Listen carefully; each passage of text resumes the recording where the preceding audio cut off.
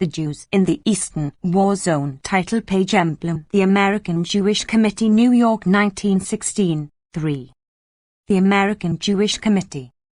Officers: Louis Marshall, President Julian W. Mack, Jacob H. Hollander, big left bracket. Vice Presidents: Isaac W. Burnham, Treasurer, Executive Committee. Cyrus Adler, Chairman, Philadelphia, PA. Isaac W. Burnham, Louisville, Key. Harry Cutler, Providence, R.I. Samuel Dorff, New York, N.Y. Jacob H. Hollander, Baltimore, M.D. Julian W. Mack, Chicago, Ill. Judah L. Magns, New York, N.Y. Louis Marshall, New York, N.Y.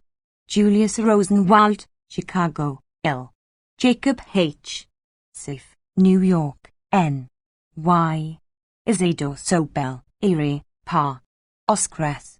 Strauss, New York, N.Y. Cyrus L. Sulzberger, New York, N.Y. Maya Sulzberger, Philadelphia, PA. A. Leoville, Pittsburgh, PA. Office: 356 2nd Avenue, New York City, 5. Contents. Page. Introduction 7. Russia. Jewish disabilities in normal times 19. The Pale of Settlement 20. Recent Abolition Act, a halfway measure, dictated by military necessity. Other restrictions 31. 1. Residence restrictions. 2.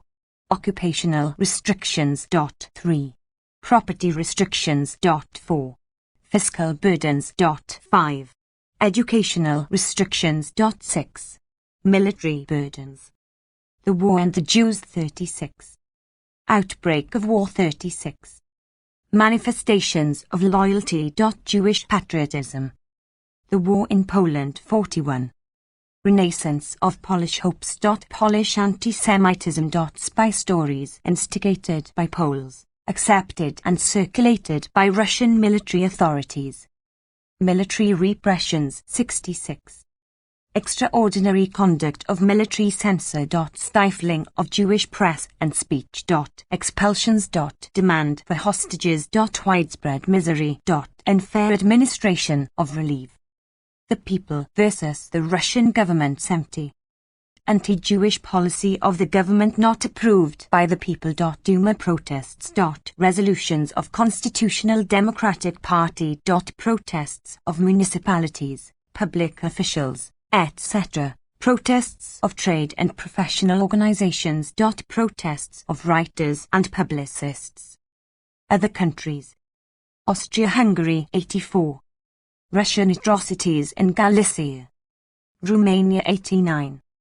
Palestine 93. Appendix 1.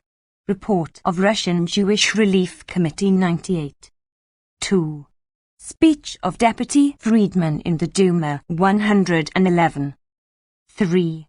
Speech of Baron Rosen in Imperial Council 117. 7. The Jews in the Eastern War Zone. Introduction. Of all the people that have suffered deeply from the present war, none have borne a greater burden than the Jews, in physical and economic loss, in moral and spiritual torment. Jews are today fighting each other in all the armies of Europe.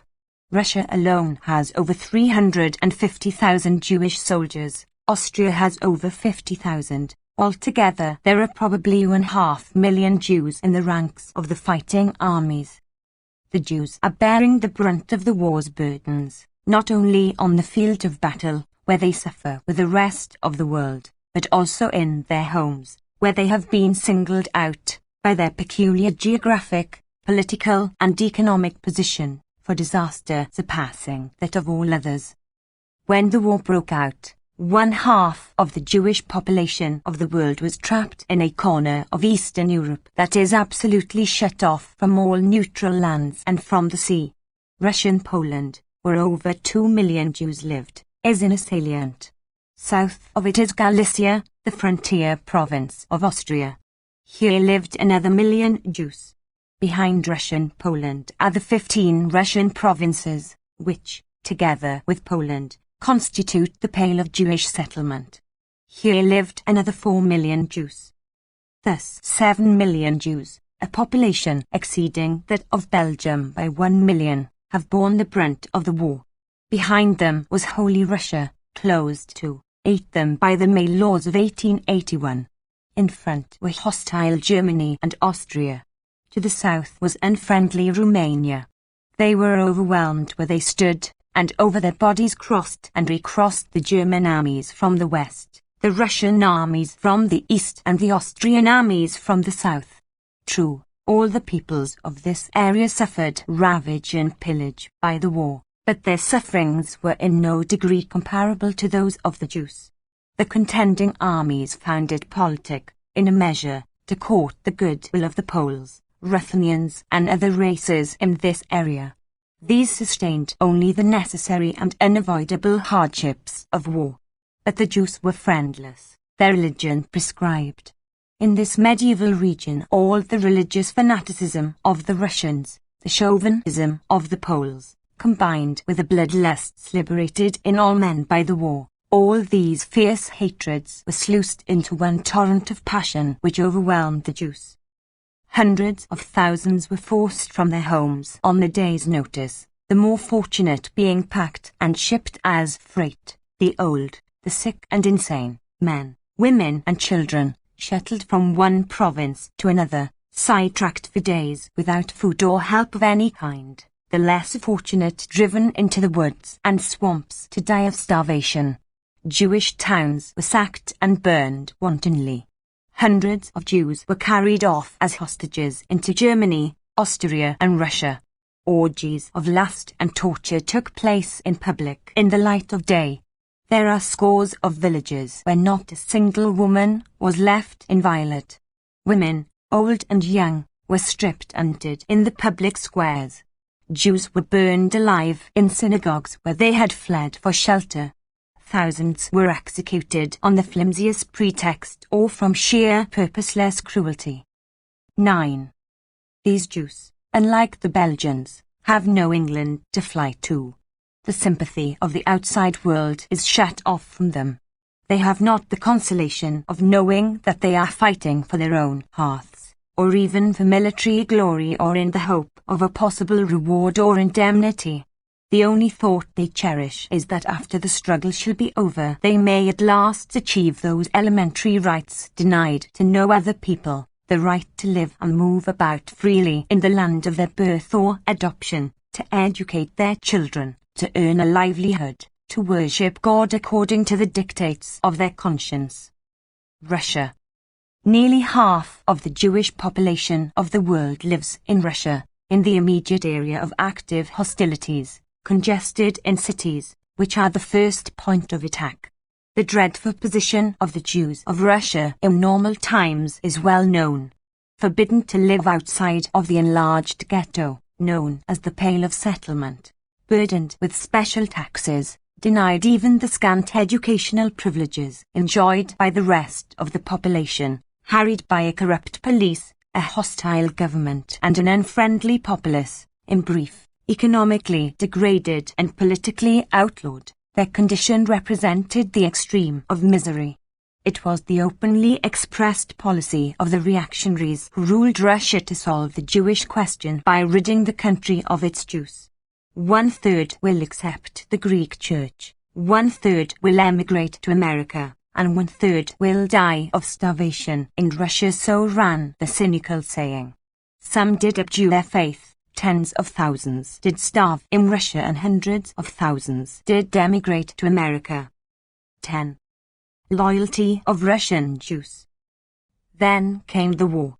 The Jews saw therein an opportunity to show the Christian population that in spite of all the persecutions of the past they were ready to forget their tragic history and to begin life anew in a united and regenerated Russia. Thousands of Jewish young men who had been forced to leave Russia to secure the education which their own country denied them returned voluntarily to the colors even though they knew that all hope of preferment and promotion was closed to them. On the field of battle, the Jewish soldiers displayed courage and intelligence which won the respect of their fighting comrades and gained for hundreds of them the much-desired Cross of St. George, granted for distinguished valor in the face of the enemy, while those who remained at home opened and equipped hospitals for wounded soldiers without distinction of race or creed, contributed generously to all public funds, and, in brief, gave themselves and their possessions unsparingly to the Russian cause. It appeared at first as though the long-desired union with the Russian people was about to be realized. But it soon developed that the chains which bound the Jews of Russia to their past could not be broken. Forces which they could not possibly control doomed them to the greatest tragedy in their history. The Pale in which they lived was Polish in origin and population. Poles and Jews were fellow victims of the Russian oppressor, but instead of being united by the common bond of suffering, they were separated by religious and racial differences and above all by dissension deliberately fostered among them by the Russian rulers until it developed into uncontrollable hate. 11. Russian atrocities. Immediately before the war, the struggle had assumed its bitterest form, that of an unrelenting boycott waged against the Jews. When the war broke out, the political status of the Poles changed overnight. Both the Russian and the German armies found it politic to cultivate the goodwill of the Polish population. Many Poles seized the opportunity to gratify personal animosity, religious bigotry or chauvinistic mania by denouncing the Jews, now to the one invader and now to the other, as spies and traitors. In Germany the animus of the attacks was to some extent uncovered and the lies refuted. But in Russia they found fertile soil. The Russian military machine had met with defeat at the hands of the Germans. To exonerate themselves in the eyes of their own people, the military camarilla eagerly seized the pretext so readily furnished them by the Poles and unloaded the burden of their ill fortune upon the helpless shoulders of the Jew. Men, women, even children were executed without the shadow of evidence or the formality of a trial.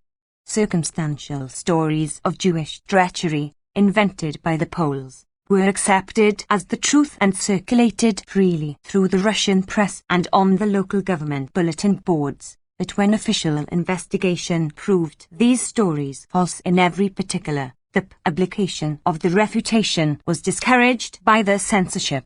The authorities gave the troops a free hand to loot and ravage, even encouraging them by the publication of orders which officially denounced all Jews as spies and traitors.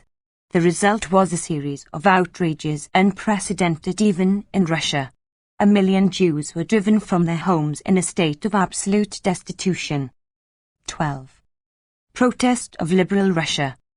All of the liberal elements of Russia protested against this campaign of extermination, but were powerless in the face of the military government. Hundreds of municipal bodies, trade and professional organizations, writers, publicists and priests petitioned the civil government to admit the Jews to human equality or at least to suspend its policy of persecution. These memorials, together with the speeches delivered in the Duma, constitute a body of evidence from non-Jewish sources, which must condemn the Russian government in the eyes of the world. See pages 70 to 83, 117 to 120. Galicia. During the 10 months of the Russian occupation of Galicia, the Jews of that section suffered even more severely than did the Jews who dwelt in the Russian Pale. For here the Jews were the subjects of the enemy, and no pretext was needed for their maltreatment. The Ruthenians and Poles who occupied the land were friendly to Russia, which promised them independence and power. But Russia could expect nothing from the Jews of Galicia, for they were already in the possession of rights and liberties not enjoyed by the Jews of Russia, and the weight of the Russian invasion fell upon them mercilessly. Here thousands of Russian Jewish soldiers were forced to give up their lives in an attempt to impose upon the free Jews of Galicia the servitude from which they themselves so ardently longed to escape in Russia. They were forced to witness the desecration by their Russian companions in arms of synagogues, the outrage of Jewish women, and the massacre of innocent and helpless civilians of their own faith. 13. Romania. Though Romania is not yet a belligerent, some of the Jews of that country have been vitally affected by the war. In July of 1915, the Ministry of the Interior issued a general order expelling the Jews of the towns near the Austro-Hungarian frontier into the interior. Though this order was later alleged to have been designed to prevent the operations of Jewish grain speculators from Kaunas, many Jews who had resided in the border towns for generations were summarily expelled. This action of the government was bitterly criticized by the liberal press and in a memorial addressed to the king by the League of Native-Born Jews, and the order was finally revoked. Whether the present Balkan situation may or may not result in the entrance of Romania among the belligerent nations, there is no doubt that upon the termination of hostilities, the question of Romania's treatment of the Jews should be reopened. Palestine. At the outbreak of the war, Palestine contained, according to reliable estimates, about 100,000 Jews, some of whom were economically independent agriculturists, but the great majority of whom were aged pilgrims dependent upon their relatives and the goodwill offerings of their pious co-religionists in Europe. The war cut them off completely both from the markets of Europe and from their relatives and friends. Nearly the entire Jewish population was thus left destitute.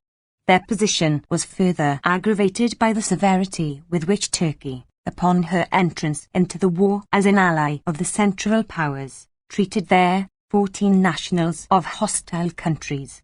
About 8,000 Jews who declined to become Turkish subjects were either expelled or departed voluntarily.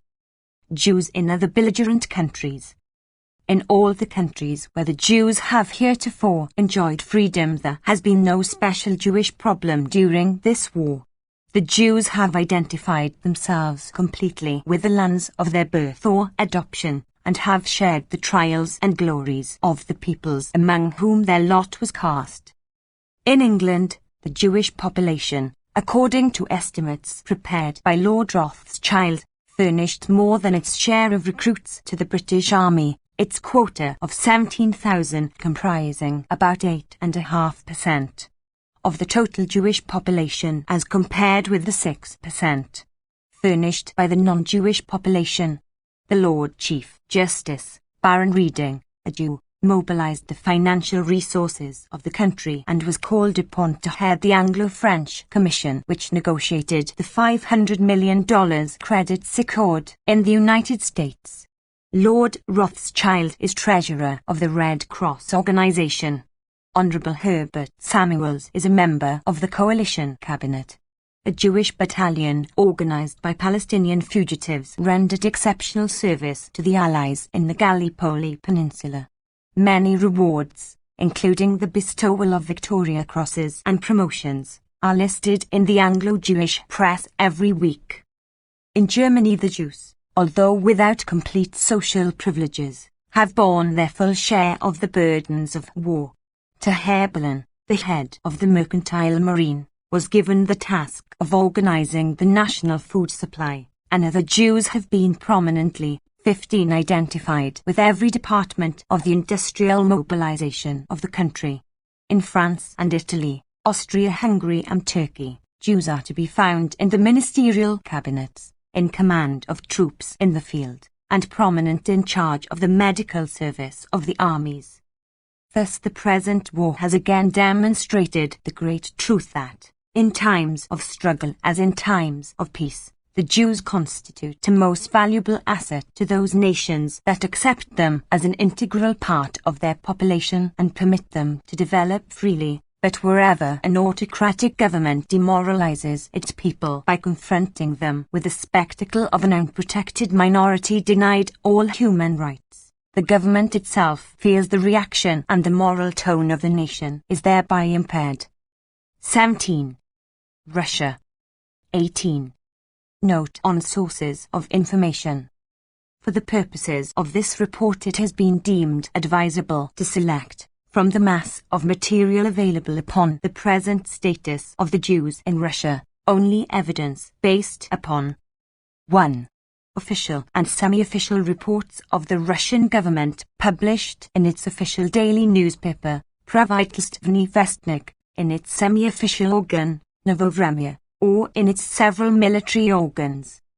2. Debates and proceedings in the Imperial Duma and in the Council of the Empire, particularly evidence furnished by non-Jewish deputies or evidence of Jewish deputies that has passed unchallenged or has been challenged unsuccessfully by the right benches. 3. Statements in the liberal Russian press and the Jewish press published in Russia, all of which have been rigorously censored. 4. Protests and manifestos of non-Jewish organizations, parties and leaders against the anti-Jewish policy of the government. These protests have been made publicly and have passed unchallenged by the Russian government.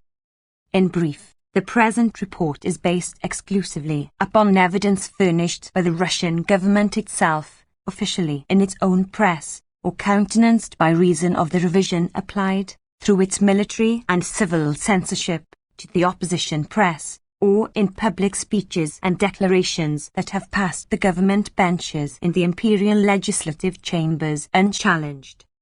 19. Russia. Introduction. Russia acquired the great bulk of her Jewish population through the partitions of Poland, from 1773 to 1795. Strongly medieval in outlook and organization as Russia was at that time, she treated the Jews with the exceptional harshness which the medieval principle and policy sanctioned and required. By confining them to those provinces where they happened to live at the time of the partitions, she created a ghetto greater than any known to the Middle Ages, and by imposing restrictions upon the right to live and travel even within this ghetto, she has virtually converted it into a penal settlement, where 6 million human beings guilty only of adherence to the Jewish faith are compelled to live out their lives in squalor and misery, in constant terror of massacre, subject to the caprice of police officials and a corrupt administration. In short, without legal right or social status. Only twice within the last century have efforts been made to improve the condition of the Jews in Russia, and each interval of relief was followed by a period of greater and more cruel repression. The first was during the reign of Alexander II, but his assassination in 1881 resulted in the complete domination of Russia by the elements of reaction, which immediately renewed the persecution policy. The May laws of Ignatieff, 1882, which enmesh the Jews to this day, were the immediate product of this regime. The second period, the concomitant of the abortive revelation of 1904-5, was followed by a pogrom policy of unprecedented severity which lasted until the outbreak of the present war. 20. The Pale of Settlement. At the beginning of the war, the number of Jews in the Russian Empire was estimated at 6 million or more, comprising fully half of the total Jewish population of the world. 95% of these 6 million people were confined by law to a limited area of Russia, known as the Pale of Settlement, consisting of the 15 governments of Western and Southwestern Russia, and the 10 governments of Poland, much of which territory is now under the German occupation. In reality, however, residence within the Pale was further restricted to such an extent that territorially the Jews were permitted to live in only 1/2000th part of the Russian Empire. 1. No Jew was permitted to step outside this Pale unless he belonged to one of a few privileged classes. Some half-privileged Jews might, with effort, obtain special passports for a limited period of residence beyond the Pale, but the great majority could not even secure this privilege for any period whatsoever. A tremendous mass of special, restrictive legislation converted the Pale into a kind of prison with 6 million inmates, guarded by an army of corrupt and brutal jailers. The recent abolition of the Pale. In August 1915, the Council of Ministers issued a decree permitting the Jews of the area affected by the war to move into the interior of Russia. This act has been supposed in some quarters to constitute the virtual abolition of the Pale, this interpretation being chiefly attributable to the extensive publicity given the measure by the Russian government, but the evidence, official and otherwise, clearly indicates that far from being a 21 generous act of a liberal government toward an oppressed people, it is in reality only a temporary expedient, dictated mainly by military necessity and partly by the need of a foreign loan. It is evident that it was granted grudgingly, with galling limitations which served to emphasize the servile state of the Jews, that it is in practice ignored or evaded at the convenience of the local authorities, and that it has been utilized, if not designed, to mislead the public opinion of the world. Evidence in support of this view will now be considered. 1. It is a temporary measure dictated by military necessity. It does not remove any of the disabilities to which the Jews in Russia are legally subject. This is admitted officially in the minute of the Council of Ministers for August 4, 1915, at which session the abolition decree was promulgated. This minute reads as follows. It has been observed, of late, in connection with the military situation, that Jews are migrating en masse from the theatre of war and are gathering in certain interior governments of the empire. This is explained, on the one hand, by the endeavour, on the part of the Jewish population, to depart in good time from the localities threatened by the enemy, and, on the other hand, by the order, issued by our military authorities, to clear certain localities in the line of the enemy's advance. The further concentration of these refugees, whose number has been growing ever greater, in the limited area now available to them, is causing unrest among the local native population and may lead to alarming consequences in the form of wholesale disorders. This excessive accumulation of Jewish refugees also impedes their 22 government seriously in its efforts to provide food, work and medical attention for them. Under these circumstances, deeming it urgently necessary to take prompt measures to avert undesirable possibilities, the acting Minister of the Interior has made a representation with respect to this matter before the Council of Ministers. Taking up this immediate subject for deliberation and without touching upon the question of the general revision of laws now in force concerning Jews, the Council of Ministers has found that the most advisable way out of the situation created would be to grant the Jews the right of residence in cities and towns beyond the Pale of Settlement. This privilege, established because of the exigencies of the military situation, must not, however, affect the capital cities, too, and the localities under the jurisdiction of the ministries of the Imperial Court and the Minister of War. The appalling facts back of this dry official statement were already known to all Russia. Hundreds of thousands of Jews had been expelled from their homes overnight by act of the military authorities.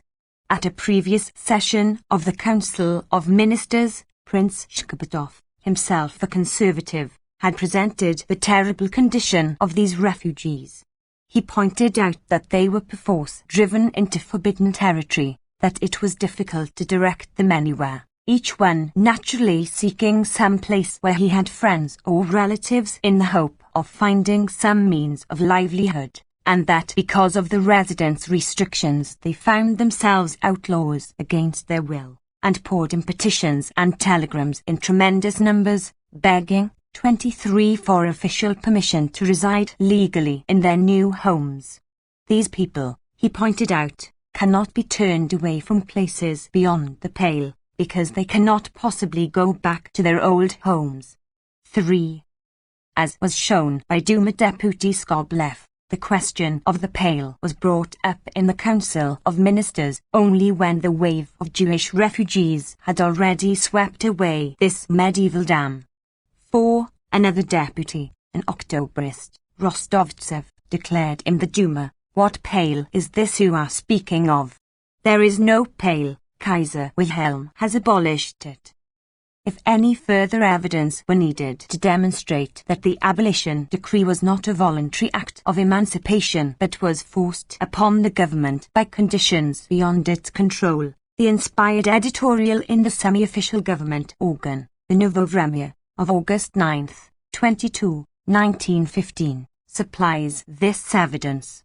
It declares flatly that the reception of the measure by the general press as the first rays of a new dawn is entirely unwarranted, that the question of removing all Jewish disabilities was never discussed. It is not particularly important anyway. It was not even worked out for presentation to the Duma.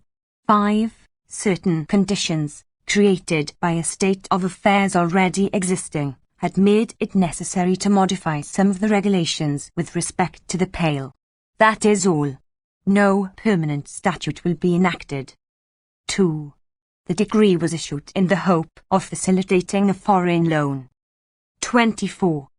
Count Borbransky, a conservative member of the Imperial Council, declared, in a statement to the editor of the Dean, 6.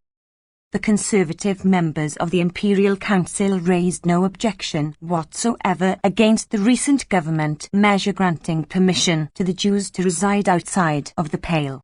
I believe that we shall have to become accustomed to the idea of seeing the Jews dwell in all parts of Russia after this war is over.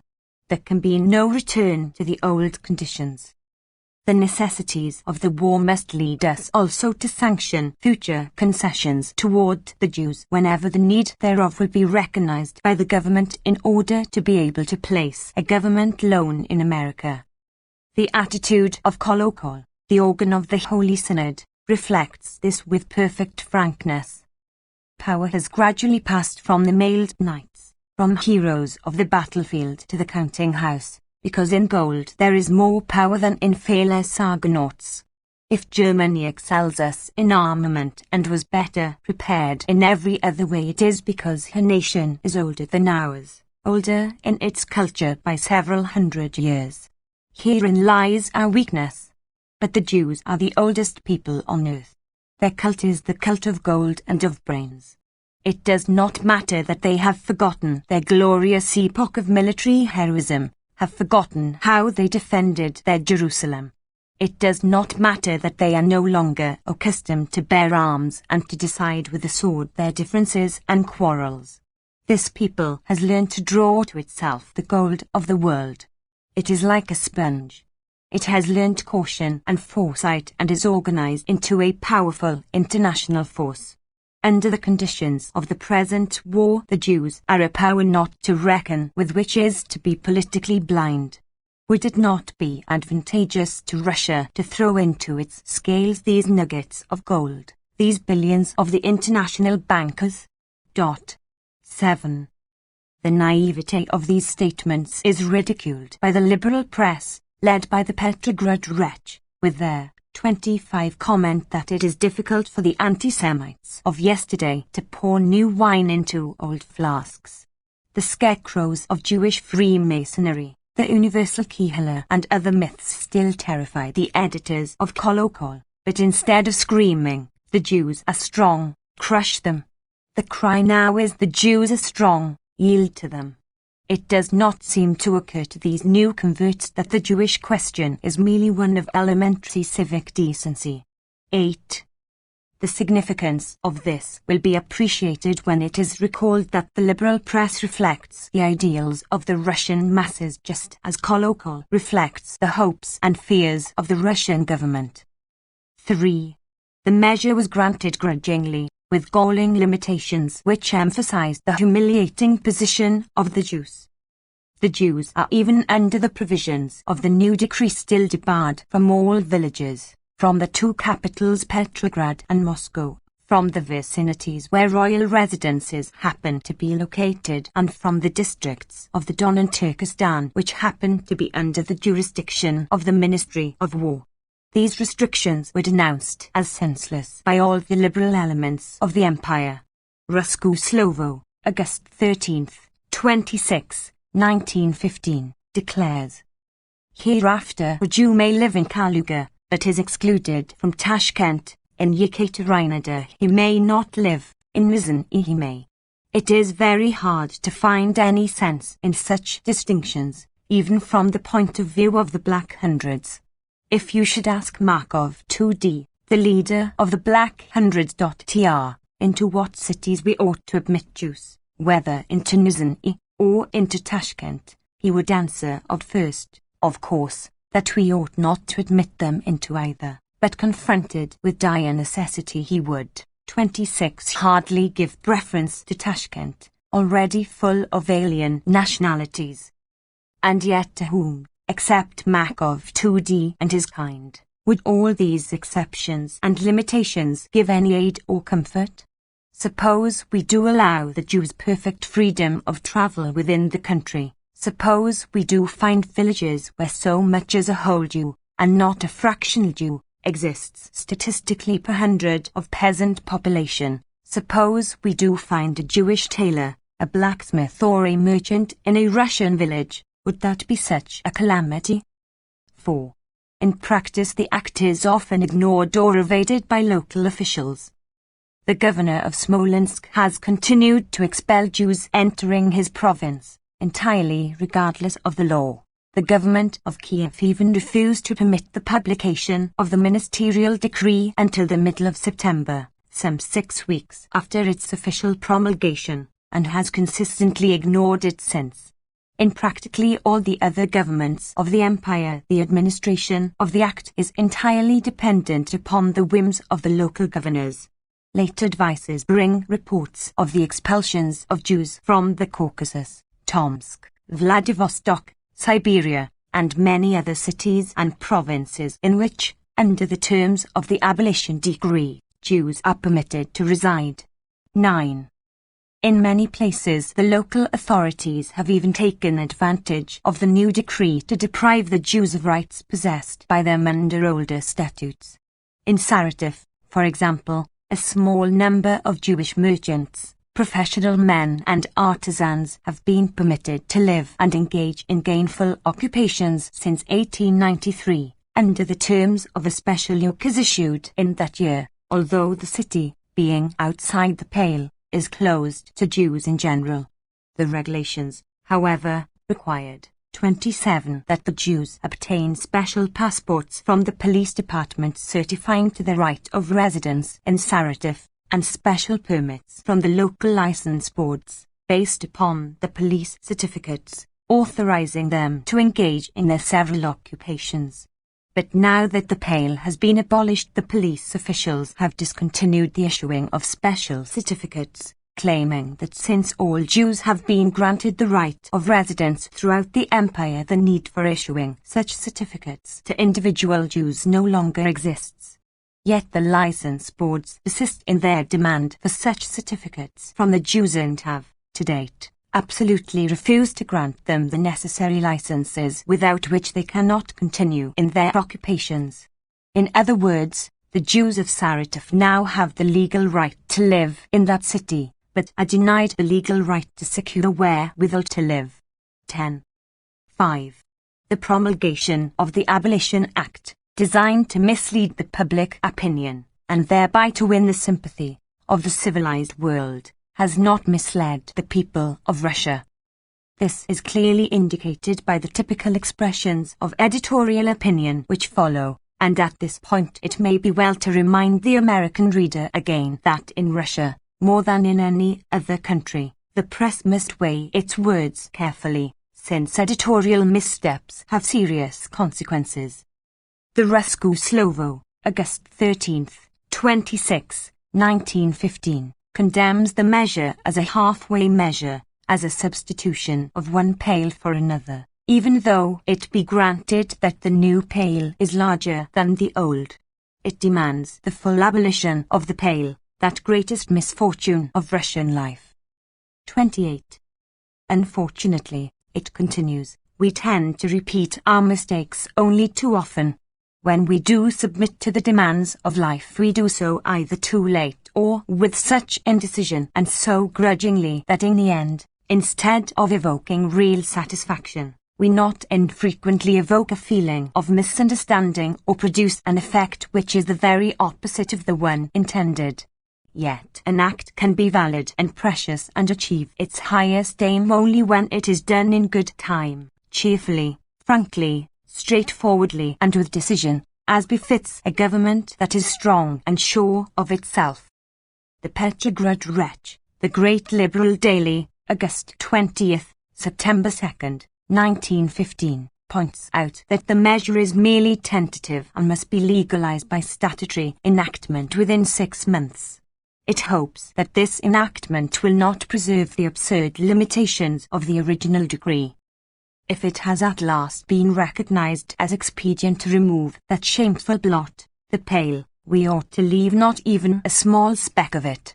From a moral point of view, and even an empire must have a point of view, it matters little whether a man is held by a long chain or a short one.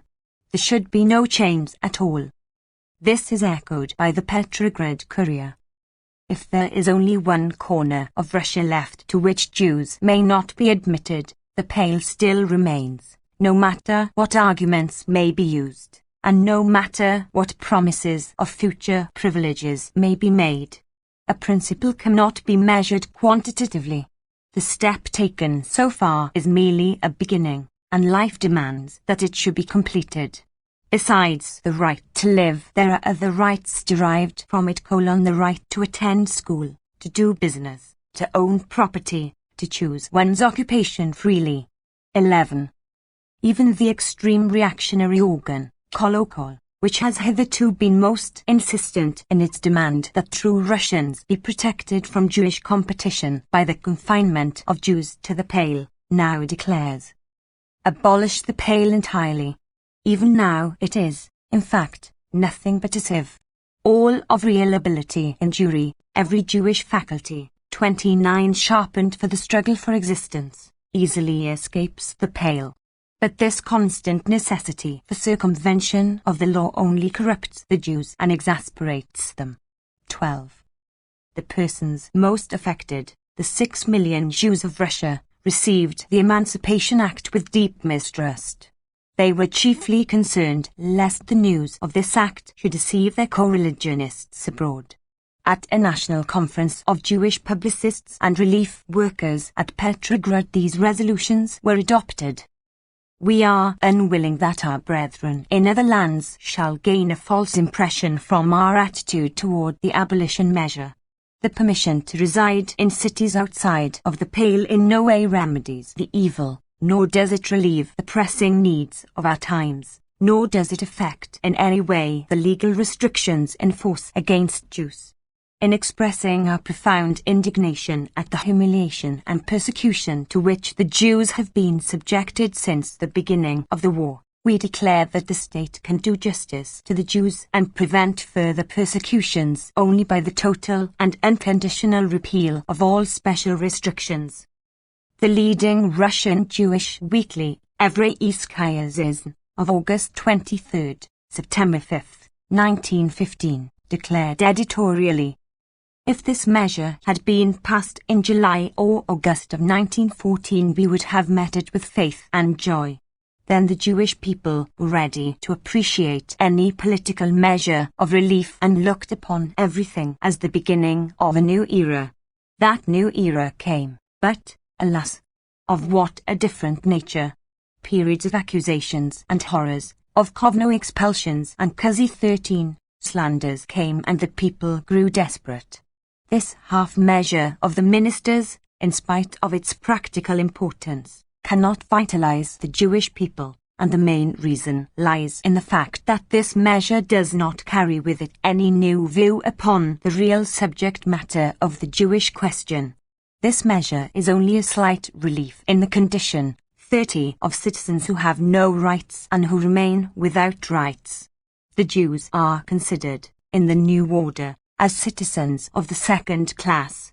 We remain the same pariahs, from whom something has to be kept back, to whom the villages must be closed with fear, and to whom the chosen centres must be closed with a feeling of loathing.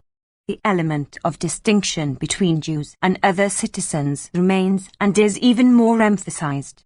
The principle of equality of rights for Jews has not been realized, and without it no material benefits promised by the new act will find their way to the soul of the people. Only acknowledgement of the right of Jews to all rights of Russian citizenship will melt the ice of that cold disappointment which has seized all Russian Jews. Finally, the eminent Jewish historian, Simeon Dubnow, in an impassioned article in Evreiskaya Nedelia, September 1915, denounced the hypocrisy of the government and demanded the immediate abolition of all Jewish restrictions. It is fully a year since the terrified faces of the prisoners appeared through the bars of that gigantic prison known as the Jewish Pale. Part of the prison was already enveloped in the flames of war, and the entire structure was threatened. The prisoners, in deathly terror, clamoured that the doors be thrown open. They were driven from one part of the prison to another part that seemed in less danger, but the prison doors remained shut. The warden's answer to their prayer was that it was impossible to release them, even in wartime, because later it would be difficult to recapture them. Ultimately the keepers were compelled to open the doors slightly and to let out a part of the dazed and half asphyxiated inmates. But even then they were quarantined within 3 governments, which were immediately congested with refugees, and only now, when the largest section of the Pale, with a Jewish population of 2 million, has become foreign country, only now are the gates of the overcrowded prison thrown wide open and the prisoners cautiously permitted to leave. Should our further emancipation proceed at the same pace, we shall attain full freedom only after our complete annihilation. The strop is thrown to us under conditions internal and 31 external which sharply emphasize its enforced character. This measure is not one of restoration, rather it is like a rag thrown to the victim after his last shirt has been taken from him. This belated, partial privilege must remind the Jew that of all nationalities in Russia, not excepting the semi-savage tribes, he alone needed such a favor. At this time of profound mourning, upon the graves of thousands of our brothers who have fallen victims not only to the sword of the enemy, but because of outrage within our own borders, amidst the ruins of our cities, our weary hearts cannot rejoice over the beggarly dole tossed out to us. In silence shall our people accept the miserly gift from those from whom it is accustomed to receive only blows, but, as ever, it will demand aloud that those rights of which it has been deprived should be restored to it. It is apparent, therefore, that the legal status of the Jews in Russia has remained substantially unchanged by the war. The restrictions normally imposed upon the Jews of Russia, with the exception of certain specially designated and numerically negligible fractions, subject them to the following principal disabilities. 1. Other residence restrictions. A. Within the Pale. Although originally granted the right to live anywhere within the Pale, the privilege was gradually restricted until the Jews were, in effect, confined to the cities and larger towns. By the law of May 3, 1882, the Jews were forbidden to settle in the villages of the Pale. By the law of December 29, 1887, January 10, 1888, they were forbidden to move from one town to another. By judicial and administrative interpretation, towns were often designated as villages and the Jews expelled from them overnight.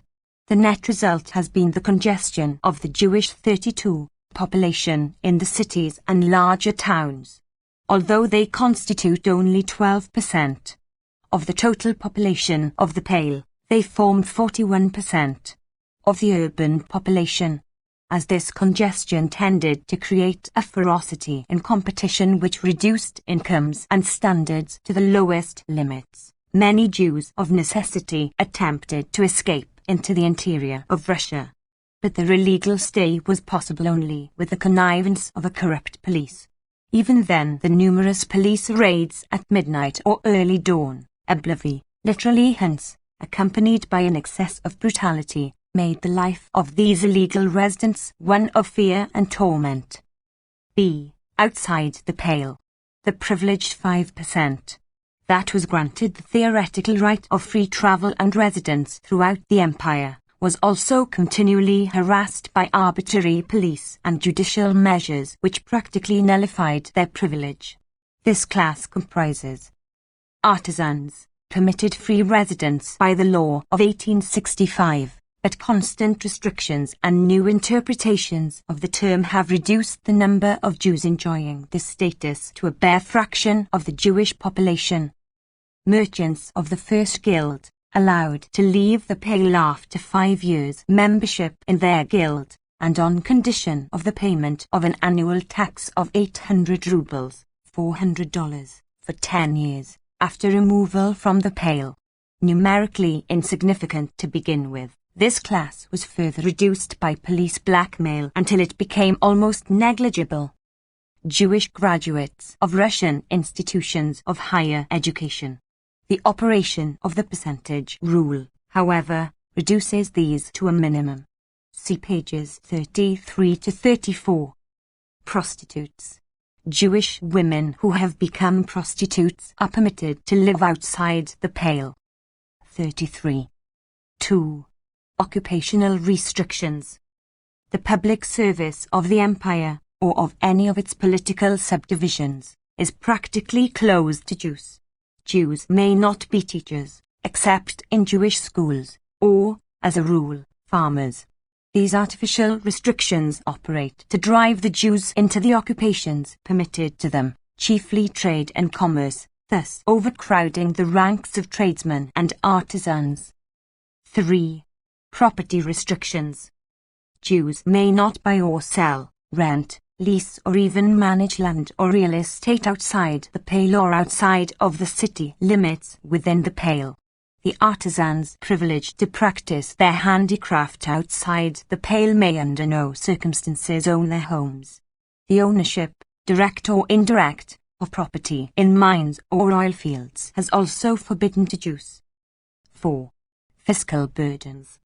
The Jews pay, in addition to the normal taxes, a candle tax, designed for the support of Jewish schools, and a meat tax, originally destined for Jewish religious purposes, but in practice these funds are diverted to general, non-Jewish purposes, and even used, in part, for the enforcement of police measures against the Jews.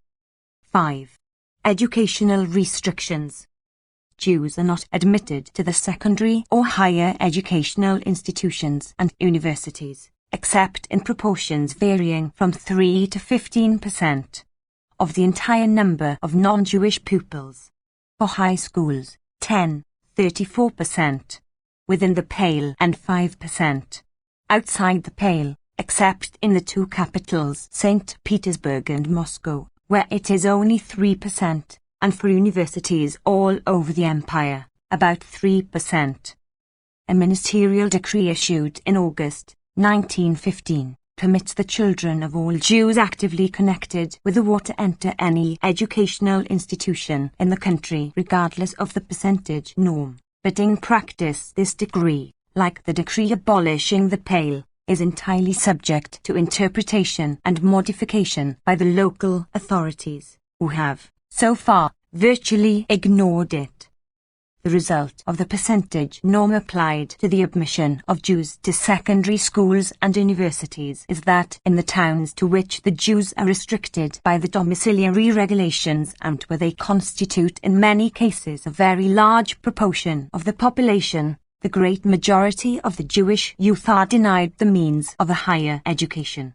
In Warsaw, the Jews constitute 36.30% of the population, in Lodz, 47.59%, in Lomza, 39.42%, in Kovno, 54.60%, in Vilna, 40%, in Grodno, 52.45%, in Bialystok, 65.62%, in Brest-Litovsk, 78.81%, in Pinsk, 80.10%, in Berdych, 87.52%, etc. Yet in all these towns only the stipulated percentage of Jewish students may be admitted. In addition to this restriction, many secondary schools, School of Military Medical Hygiene, School of Railroad Engineering, School of Electricity, etc., are entirely closed to Jews. Even commercial schools, maintained by merchants' guilds, admit Jews only in proportion to the Jewish membership of the guilds. The government also restricts the establishment of higher schools under Jewish auspices. In 1884, it closed 35. The Technical Institute of Sittama, founded in 1862, on the ground that, in the southwestern Pale provinces, the Jews contributed a majority of the artisans, and a special Jewish technical school would increase this disproportion. In 1885 it closed the Teachers' Institute, a noted center of Jewish learning, because there was no further need for it. As a consequence of these limitations and restrictions, there has been a scramble among Jews to gain admission to these institutions. Parents have employed every expedient to have their children enrolled. Another consequence is that many Jewish young men emigrated to Switzerland, Germany and France to obtain a higher education, and thereafter to return to Russia to enter professional life. A recent calculation shows that about 3,000 Jewish students from Russia annually exile themselves in order to attend foreign universities. 6. Military service. The Jews constitute only 4.05% of the population of the empire, but the proportion of Jews in the annual army contingent was estimated, at the outbreak of the Japanese War, at 5.7%. This is due to the fact that a great many exemptions which the law provides for non-Jews are made inapplicable to Jews. In the army the Jews can achieve no rank higher than that of corporal. A penalty of 300 rubles, $150, is placed upon each Jewish defection, and the whole family, including parents and relatives by marriage of the person accused, is held responsible therefor. The results of these repressions and persecutions are known. Politically outlawed, socially and economically degraded, the Jewish population imprisoned in their 36 Pale has festered in misery. The merchants have been obliged to resort to fearful competition. Workingmen, overcrowding their industries, have been compelled to work for starvation wages. Most of the Jewish homes in Russia are miserable hovels, with little air or light. In the great cities, the proportion of paupers approximates a fifth of the Jewish population. In Odessa in 1900, of a population of 150,000 Jews, no less than 48,500 were supported by charity. 63% of the dead had pauper burials, and a further 20% were buried at the lowest possible rate. In the governments of Ekaterinslav, Bessarabia, Pyatrikov, Chernigov and Seidlitz, the number of charity cases at the Passover festival increased from 41.9% to 46.8% in 4 years. The outbreak of the war.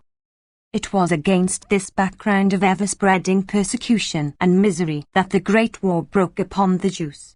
They accepted it as loyal Russian citizens, and not without hope that it might lead to some improvement in their own conditions.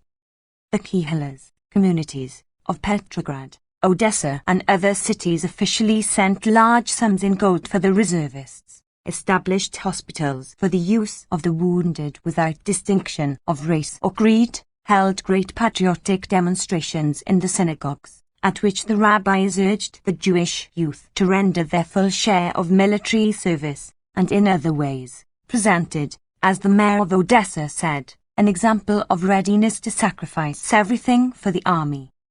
The spirit of the Jews of Russia at the outbreak of the war is well expressed in the appeal which the Jewish 37 community of Vilna, the oldest in Russia, at the very heart of the Pale, issued in connection with the establishment of a military hospital. Our beloved fatherland, the great Russian Empire, has been provoked to bloody, terrible conflict. It is a struggle for the integrity and greatness of Russia. All true sons of Russia have risen as one man to shield their country, with their own breasts, against the onslaught of the enemy. Our brothers of the Jewish faith, all over the Russian Empire, have also responded to the call of duty, and many have voluntarily joined the army which has gone forth to the field of battle.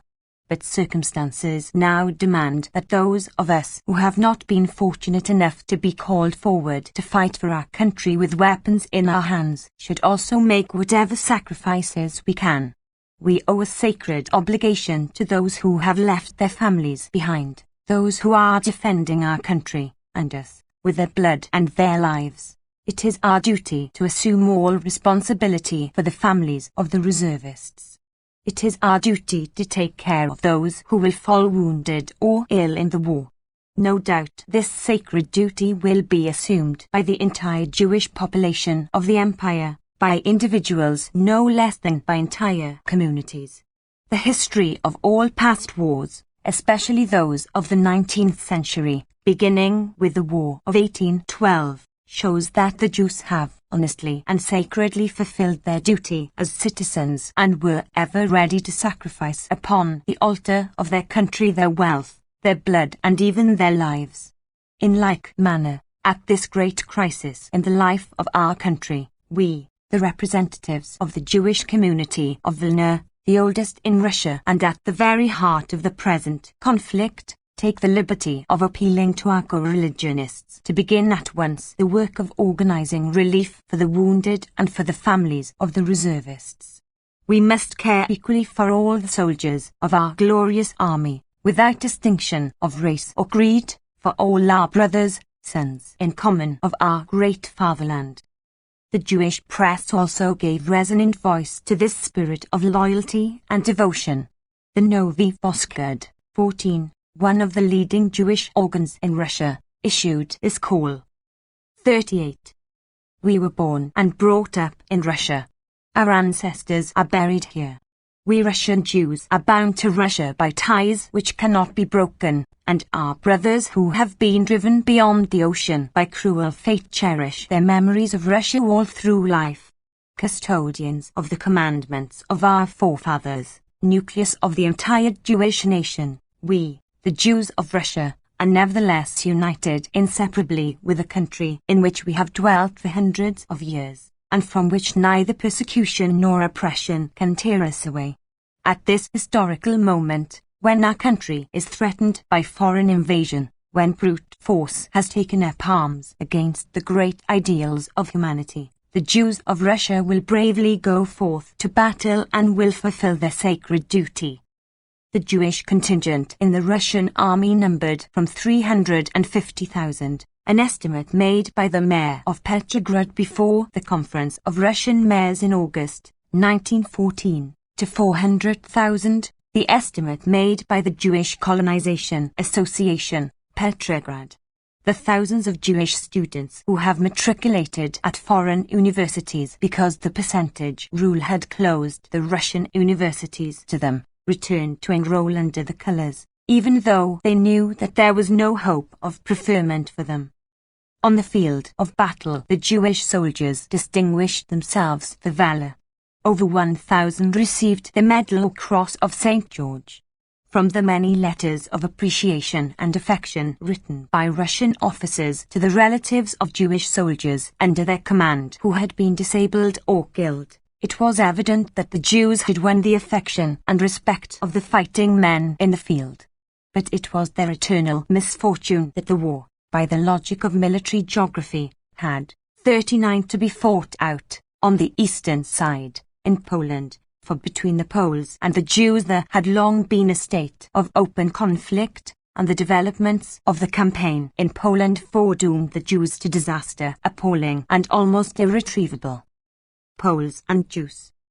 The conflict between the Poles and Jews dates back to the earliest period of Jewish life in Poland. In its early stages it was purely religious. The Church Synod of 1542 declared that Whereas the Church tolerates the Jews for the sole purpose of reminding us of the torments of the Saviour, their number must not increase under any circumstances. 15. The Synod of 1733 reiterated this gospel of hate by declaring that the reason for the existence of the Jews is that they might remind us of the tortures of the Saviour, and by their abject and miserable condition might serve as an example of the first chastisement of God inflicted upon the infidels.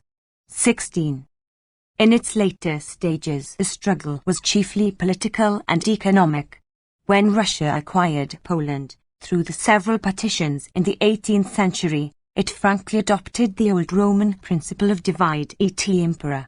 It persistently fomented hostilities between the Polish and Jewish population by crowding them together in a restricted area where neither could make a decent livelihood, by pitting them against each other in an economic struggle conducted on the lowest possible plane and on the most hopeless terms, by playing off religious and racial prejudices and by every other device possible to a government with unlimited power and an unprincipled policy.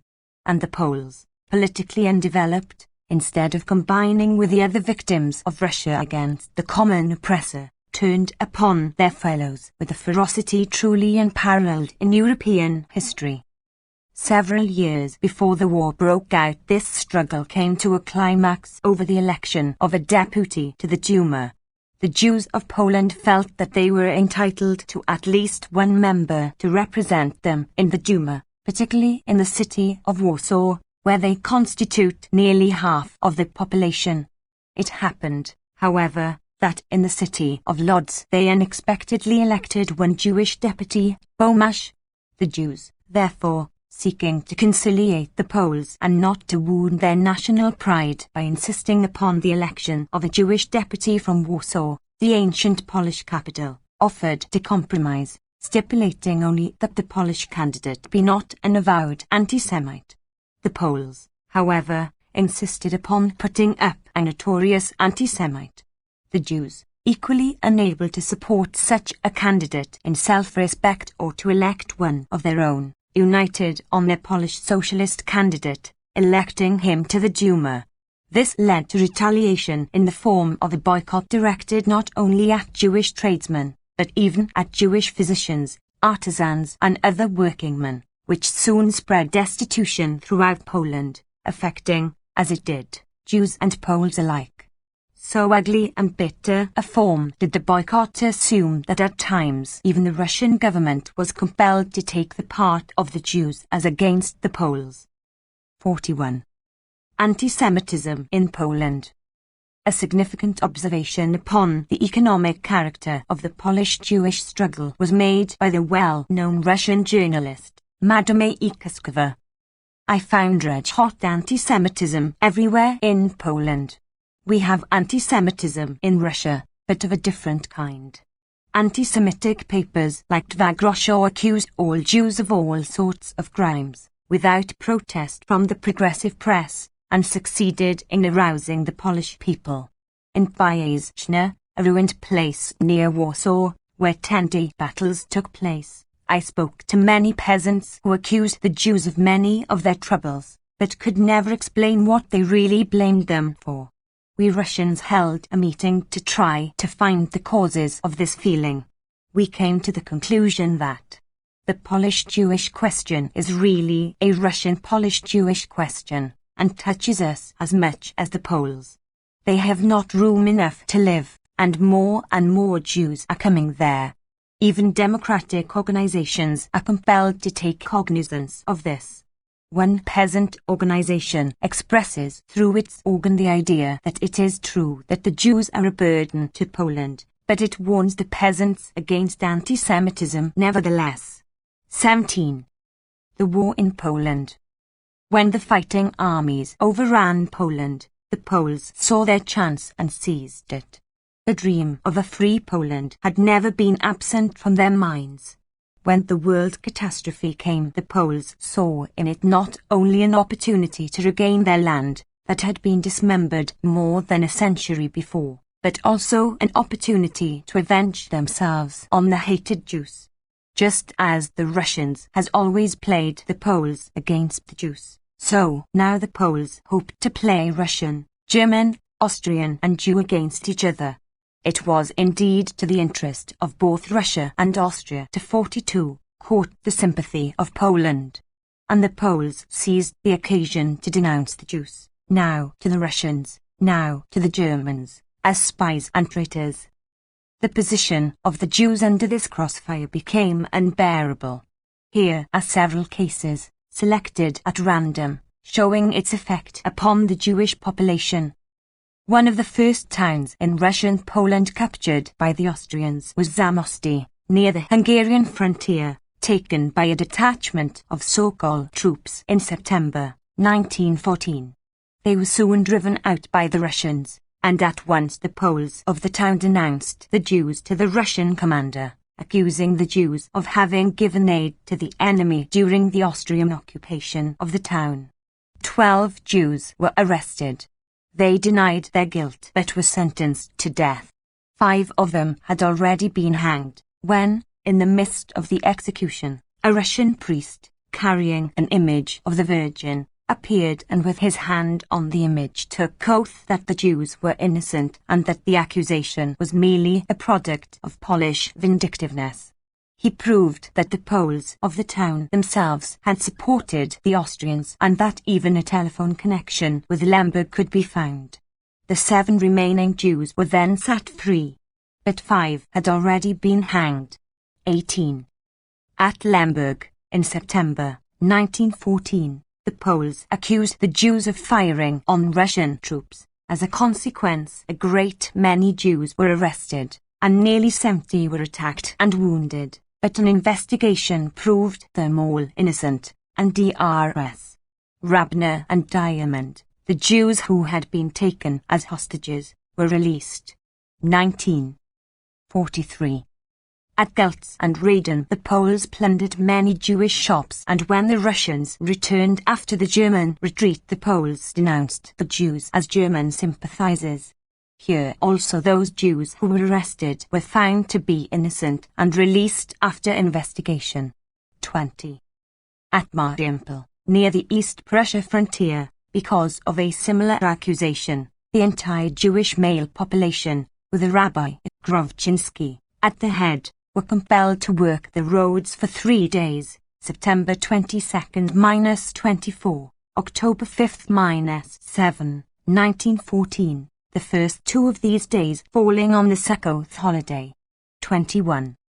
In this town, also, one Gershonovitz was sentenced to penal servitude for 6 years because he acted as mayor during the German occupation, although the inquiry held by the Russians showed that he had been forced by the Germans to accept the office. 20.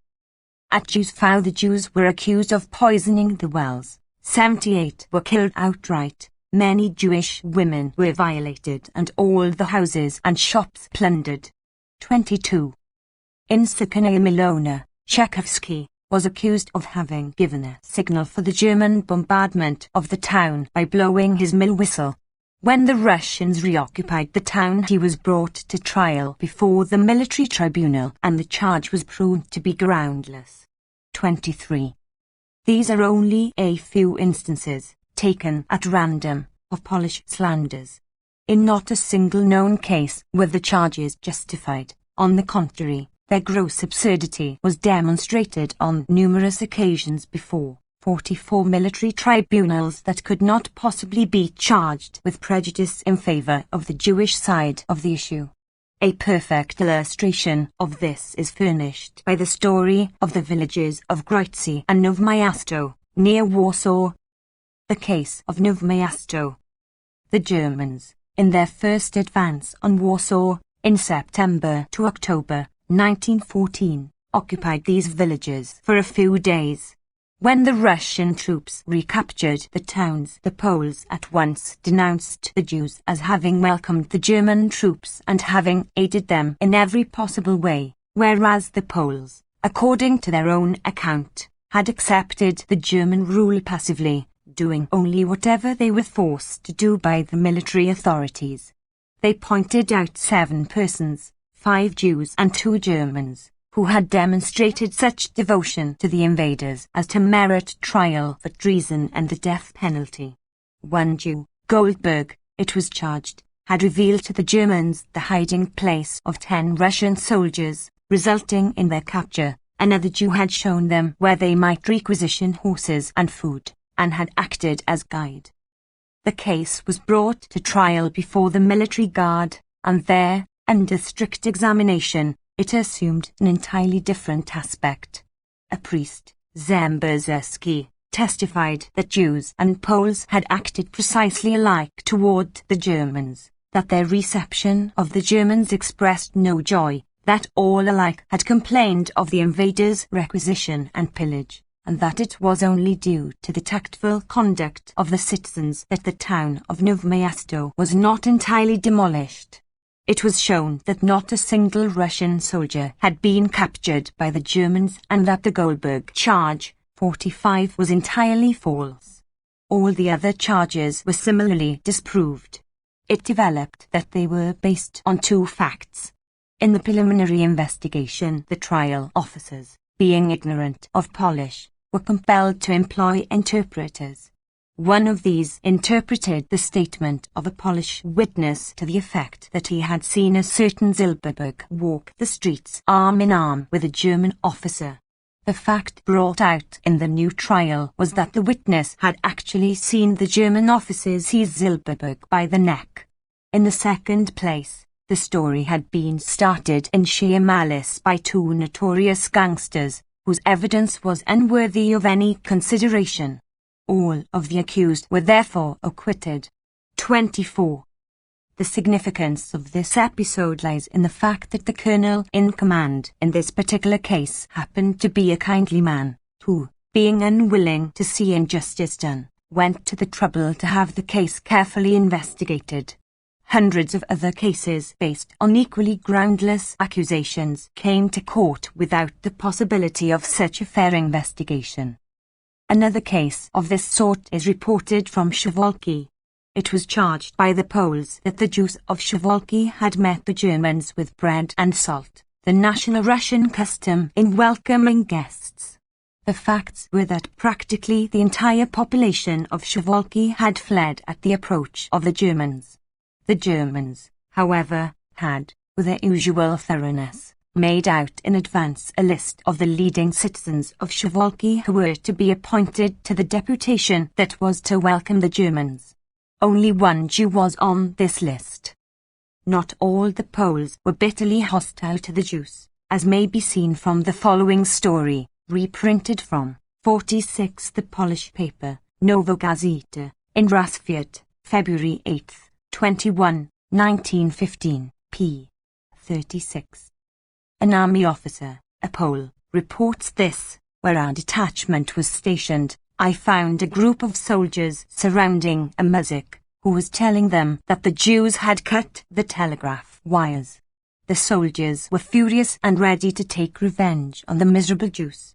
I approached the group and said to the muzhik, I am glad to see that your patriotic impulses urge you to expose these Jew traitors. You must take me to them at once. You say you know the guilty ones.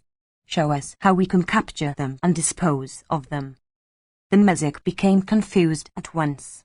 He stammered, I didn't say anything about them. I didn't see them myself. I didn't see anything myself. People say so. Everybody says so. I assumed a severe attitude and said to him, you know these people perfectly well, but you don't want to expose them. You are trying to shelter these traitors. You must take me to them at once. After more evasions, the muzhik broke down completely. Thereupon the soldiers turned upon him and wanted to beat him, but I took him under my protection. He confessed completely to me and I sent him off and told him to beg his priest to preach on the following Sunday on the text, love thy neighbor as thyself. Another instance was this. In a Warsaw street car filled with passengers, I saw a Polish woman physician looking out at a Jewish automobile ambulance. "Look here," she cried, "these Jews also have motor ambulances. I think they must be stolen." I took it upon myself to ask her for an explanation of this. She was decent enough to admit that she knew nothing at all about it and that she had said these words without thinking. In these two cases it happened that I came out as a Pole defending the honor of Poland, because I believe that Poland does not require such outrageous falsifications and slanders for its regeneration. If they were not so painful to relate, if I could give you a whole series of such incidents. Even the Polish clergy, usually anti-Semitic, felt compelled to protest against the excesses of their followers. Thus, in January 1915, the priests of Plotzk, headed by Archbishop Kowalski, interceded on behalf of the Jews, 47, with the Russian authorities, who had made numerous arrests upon the denunciations of Polish agitators. So outrageous was the attitude of the Poles that at a conference of progressive deputies of the Duma held at Petrograd in January 1915, resolutions were passed to extend no help whatever to the Polish deputies in any of their nationalist projects in the Duma because of their attitude toward the Jews. The Polish weekly Głos Polski, published in Petrograd, contains an interview with Professor Miliukov on the Polish question. Our point of view is that along the river Vistula live not only Poles, but that there also lives another people, the Jewish people, which has a right to be recognized. When the Polish question will be taken up in the legislative chambers, we shall demand that the Fundamental Act should guarantee the rights of the Jewish minority as well. 25. At several conferences of Russian, Polish and Jewish communal workers which took place in Petrograd and Moscow in January 1915, the majority of the Russians expressed their solidarity with the Jews in this matter. 26. Even the most reactionary Russians foresaw danger to Russia in the Polish campaign of vilification against the Jews.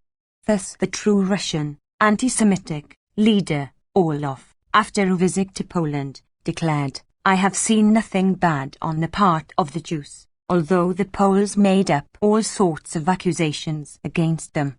But in these Polish reports you feel prejudice, vindictiveness, hatred, nothing else.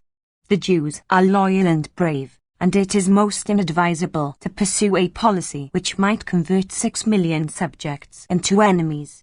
27. 48. The Kazi case.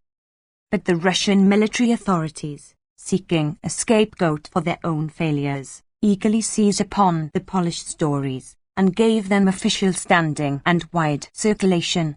The notorious Kazi incident illustrates the methods used.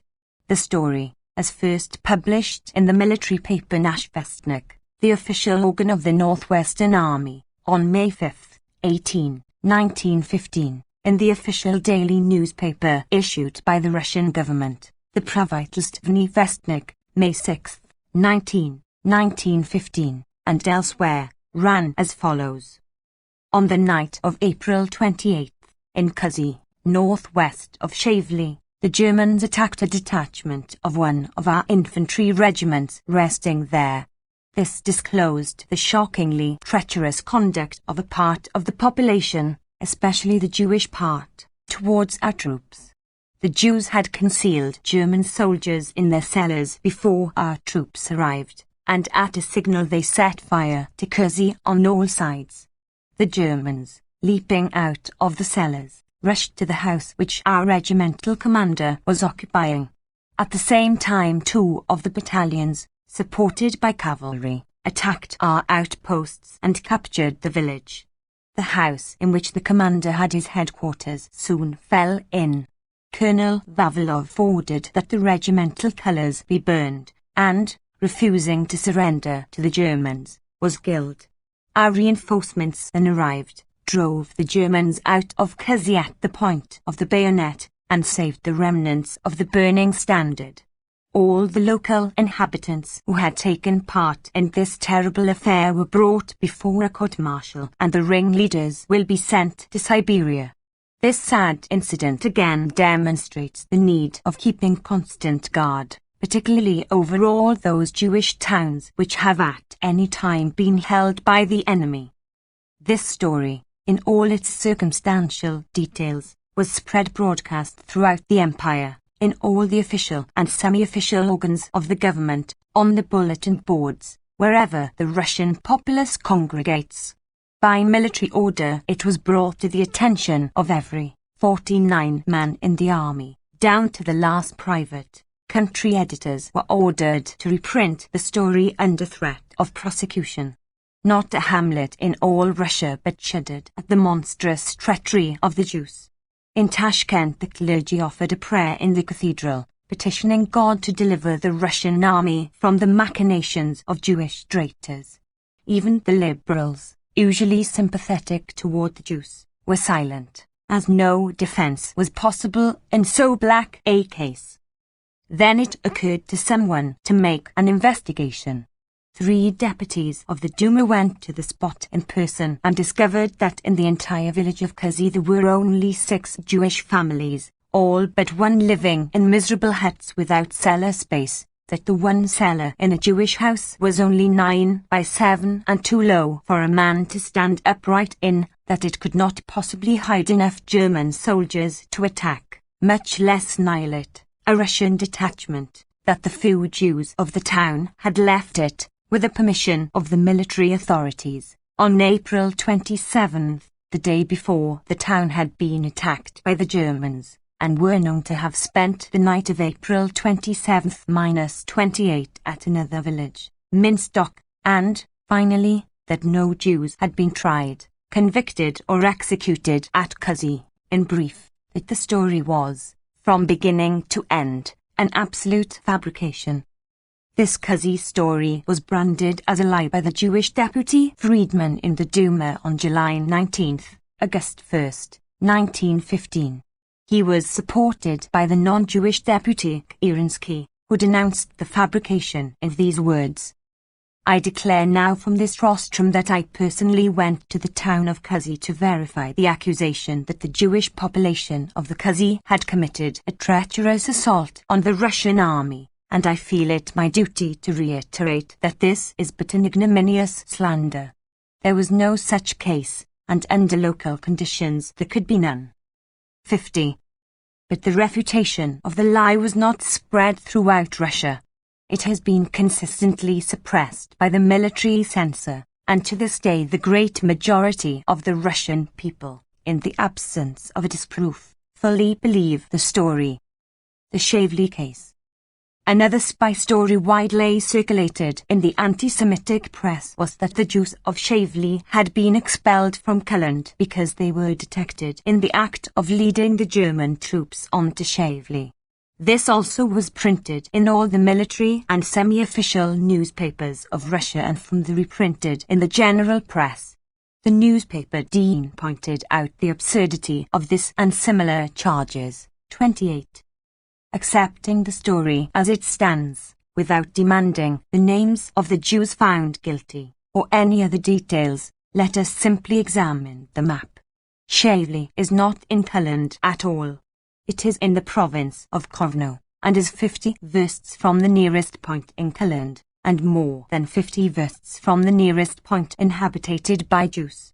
The Germans, we know, moved to Shavli, not through Courland, but from the opposite direction. The charge, if true, would therefore mean that the Jews of Courland went 100 versts out of their way in an entirely strange territory in order to commit treason by communicating with Germans. This is obvious nonsense. Nor is it less obvious that this fiction has been manufactured out of whole cloth. And this is how it was manufactured. Reports reached the newspapers that the Jews of Courland were being expelled. The anti-Semitic papers at once argued that if the Jews were being expelled they must have committed some treason, and since the line of the German advance was known to be in the general direction of Shavli, and since these people were too lazy to consult the map, They promptly decided that the expulsion must have been due to the fact that the Jews of Poland had guided the Germans to Shavli. And so this preposterous story was started on its way. 51. Other spy stories. No story was too absurd to be given credibility and systematic circulation. It was reported, and seriously believed, that at a place unnamed and a time unknown some Jew had enclosed 1.5 million rubles in a coffin and shipped the coffin to Germany. The chief rabbi and the Jewish community of Warsaw telegraphed to the Nowovremia and several other leading papers, protesting against this monstrous slander against the Jews at a time when their sons were shedding their blood freely on the battlefields. The Nowovremia declined to publish the telegram. 29. The Jewish community of Petrograd appealed to the Grand Duke Nicholas, then Commander-in-Chief of the Russian armies, in these words: "The entire Jewish people would cast out, with scorn and indignation, those base criminals who, forgetting duty and conscience, would, in this year of universal sacrifice, break their sacred vows of loyalty to the fatherland. Such treachery is alien to our faith and was never known to exist among Jews to any greater extent than among other peoples. And never yet, in the course of the centuries, no matter to what persecutions the Jews, under the influence of prejudice created by their devotion to their ancient faith and customs, may have been subjected, has any government denounced all of its subjects as traitors to their country. This is the first time in all history that such an attitude has been assumed by any government toward the Jews. At the very time that our sons are fighting in the ranks of the Russian 52 Army for the honor and glory of Russia, we, their fathers, are held responsible for the acts of a few criminals and are being persecuted for their vile deeds, aimed at the betrayal of our own sons. Never has any man nor any people been subjected to torment greater than this, to humiliation less bearable or more offensive to honor or self-respect. Your Imperial Highness, in this sad hour of trial we long to implant in our people faith in a brighter future. We long to preserve that tie of loyalty towards our common country which is so essential for the welfare of all the peoples inhabiting Russia, and which was demonstrated so powerfully when the insolent enemy first threw down the gauntlet to Russia. We do not wish to admit discord, despair and sorrow where should reign only unity, harmony, hope. And we dare to appeal to your Imperial Highness in the hope that measures insulting to us will cease to be applied, that the stamp of outcast be removed from our faces, and that we may be permitted, as loyal sons of our country, freed from all suspicion, to use our whole strength in the struggle with the common enemy." No reply was received to this appeal. On the contrary, the policy of fastening upon the Jews all the blame for Russian defeats was carried out consistently by the military machine. The Ruski Invalid, the official journal of the War Department, in the spring of 1915, definitely accused the Jews of disloyalty to the state and of sympathy for Germany, and openly attributed Russian disaster to this cause. 30. 53. Military orders like the following were common. Order number 89. Issued to the soldiers of the fortified region, Fortress Novogeorgivsk, November 27, 1914. The German newspapers print articles declaring that among the Russian Jews the Germans find reliable allies who, besides supplying them with food, are often the best and unpaid spies, ready to enter any service injurious to the cause of Russia, and that in German victory the Jews see their salvation from imperial oppression and Polish persecution. Similar information continues to come in from the army. In order to protect the army from the harmful activities of the Jewish population, the Commander-in-Chief has ordered that the forces of occupation take hostages from among the Jewish population, warning the inhabitants that in case of treacherous activities on the part of any one of the local inhabitants, not only during the period of our occupation of a given inhabited point, but also after our leaving it, the hostages will be executed, which order is to be carried out in case of necessity. Upon occupation of inhabited points, careful searches are to be made to find out whether there are any arrangements for wireless telegraphy, signalling, pigeon stations, underground telegraphs, and so forth, and the full penalty of the law is to be meted out to anyone connected with this. Reference: Telegram by General Oranovsky of this year under number 3432. Signed, Chief of the Fortified Region. General of the Cavalry, Bobir. 54. This order was issued from the press at 6 o'clock in the evening, December 2nd, 1914, and immediately proved profitable to the dregs of the Russian soldiery, as was demonstrated at a court-martial held in Lomza, where it was proven that 3 members of a signal corps had planted a telephone in the motion picture theatre of a Jew named Eisenbiegel, and had then arrested him and demanded 5,000 rubles blackmail. In the course of the trial it developed that one of the men was responsible for the hanging of no less than 17 innocent Jews as spies solely because they were unable or unwilling to pay the blackmail demanded by him. 31. Even the loyalty of Jewish soldiers was officially questioned. Order number 1193 of the General Staff, dated April the 27th to May the 10th, 1915, commands all the troops to watch the Jewish soldiers, especially their readiness to surrender as prisoners, and in general, their entire conduct. But the publication and circulation of orders like these reacted disastrously upon the Russian arms. By branding the entire Jewish population as traitorous, the military authorities encouraged the Poles to fabricate new slanders, the spread of which only served to heighten the distrust of the populations and to make the fighting area of Poland a quagmire for the Russian armies. The troops did not know whom to trust or distrust. Instead of the fighting on friendly ground, welcomed and supported by the moral and economic resources of the civilian population, the Russians fought on ground undermined by hatred, dissension and distrust. When they began to realize this state of affairs, some of the Russian commanders made desperate efforts to check the spy mania. 55. General P. Kurloff issued the following order in the Baltic provinces on February 25, 1915. Order number 27. Of late, more and more anonymous denunciations and reports concerning crimes and actions closely connected with the peculiar conditions of war times are coming in the provinces given over to my supervision. Such reports not only lack confirmation in most cases, but investigations prove that they are caused in the majority of cases not by a patriotic desire to help the military authorities, but by personal reasons of revenge, not only not admissible in wartime, but also particularly criminal. By distracting the attention of officials from their necessary duties, these reports promote disorder and excitement among the local population.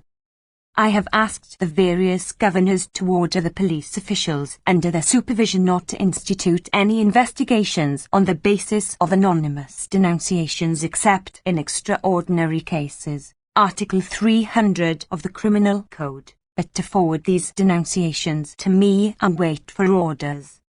In the case of signed denunciations and reports, the police officials must first of all question the denunciator, warning him of the consequence of a false denunciation, and if any signs of crime should be established in the courses of the examination, he should be dealt with according to Articles 250 to 261 of the Criminal Code, or the governors should impose penalties in their administrative capacity. I order the police officials 56 to strictly follow Article 254 of the Code when making an investigation. Witnesses found to bear false reports shall be subjected to criminal prosecution according to Article 940 of the Code. In view of the particularly criminal character of false denunciations in wartime, I shall apply the most rigorous measures to those found guilty of this offence. I have asked the governors to make this order public to all. 32. Suppression of Yiddish press and speech. It appears also that the similarity of the Yiddish and German languages further laid the Jews open to distrust. The use of Yiddish in conversation, in correspondence, over the telephone, in the theatre, etc., was prohibited by legal, military and civil authorities under penalty of heavy fine and imprisonment. In Lodz, Vilna, Riga, Warsaw, and other Jewish centres, the performance of plays in Yiddish was prohibited and theatres closed. Letters from foreign countries to Russia, in any language except Yiddish, were generally passed by the censor after scrutiny, but letters in Yiddish were as a rule not delivered at all. In July 1915, the commander of the Russian forces issued the following absolute order. On the basis of the power entrusted to me according to paragraph 6, Article 415, Section 6, I prohibit postal and telegraph communications within the district occupied by the army entrusted to me, in the Jewish, German, and Hungarian languages. 33. 57. By this order, the Russian government not only branded the entire Jewish people as spies and traitors, but also prevented hundreds of thousands of Jewish soldiers at the front from communicating with relatives and friends, because many of the soldiers had been prevented by educational restrictions from learning to read and write Russian. To the Jewish soldier unable to read or write was thus denied even that scant comfort which his Russian comrades might derive from the stereotyped communications checked on the regulation postal card and mailed by field post. At the beginning of the war, the military censors assumed command of the entire press of Russia. That they used their power with the utmost unfairness against the Jewish press was charged without contradiction in the Duma by Professor Miliukov, deputies Bomash, Suchinov and others, who pointed out that if the aim of the censor was to suppress every truth and encourage every lie against the Jews, they could not possibly have pursued a more consistent policy. Deputy Bomash furnished the following concrete instances of perversion of facts by the censorship. 1. It systematically expunged or mutilated the names of Jews to whom the Cross of St. George had been awarded. 34. 58. 2. When the mayor of Petrograd congratulated the Jewish community upon the heroic conduct of a lad of 13, named Kaufman, the censors suppressed the fact that Kaufman was a Jew, and that the community referred to as the Jewish community. 3. Stories in the Russian press of the valor of Jews in the French armies are either suppressed or the Jewish names cut out. 4. A news item referring to the fact that General Simonov, whom Jewish soldiers had saved from capture by the Germans, was treating Jews kindly, was suppressed by the censor. 5. Letters of regimental commanders to the parents of Jewish Hussars congratulating them on the valor of their sons, or notifying them of medals of honor bestowed upon them, were suppressed by the censor. 6. The military censorship also suppressed news of an absolutely non-military nature, whenever it might in any manner have been construed as friendly to Jews. Thus, a news item referring to the non-sectarian activities of the National Relief Committee, headed by the Princess Tatiana, daughter of the Tsar, was suppressed.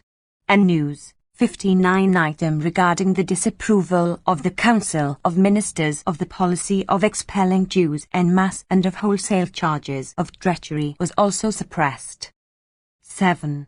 Even the official declaration of Count Bobrinsky, military governor of Galicia, referring to the correctness of the conduct of the Jews of Galicia, was suppressed. 8. But outrageously false items published in the notoriously anti-Semitic papers were generally passed by the censor without hesitation.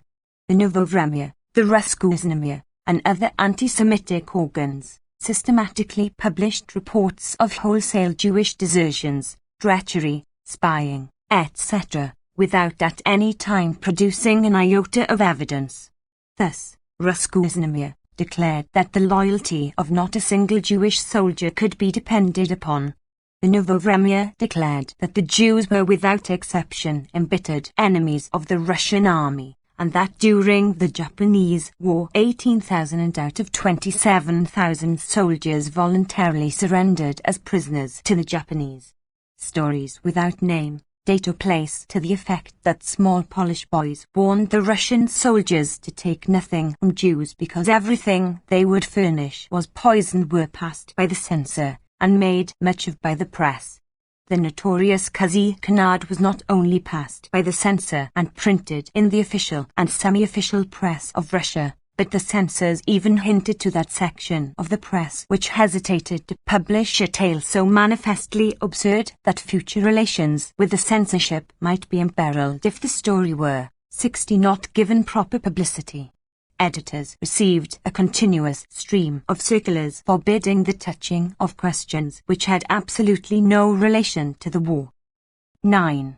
When the great writers and publicists of Russia decided that it would be desirable, for the honor of Russia, to speak a good word for the Jews and thereby indirectly deprecate before the world the merciless governmental policy, the pamphlet containing their symposium was suppressed by the military censor. Even the preliminary letter of inquiry sent out by these eminent Russians, soliciting information as to the participation of Jews in the war, was suppressed. The Jewish weekly, the Novi Voskard, was fined 2,000 rubles and ultimately suppressed because of the publication of this letter. In spite of these suspensions, however, the 6 million Jews of Russia still continued, in a measure, to inform themselves as to the conduct of their sons in the field, and as to matters of Jewish interest in general, through the half-dozen, or more, Jewish newspapers, which managed to struggle on in spite of the repeated fines and suspensions imposed by the censor. But on July 5, 1915, the entire Jewish press was suppressed. Lately several papers have been revived in new form, but today the Jews of Russia are practically in the dark.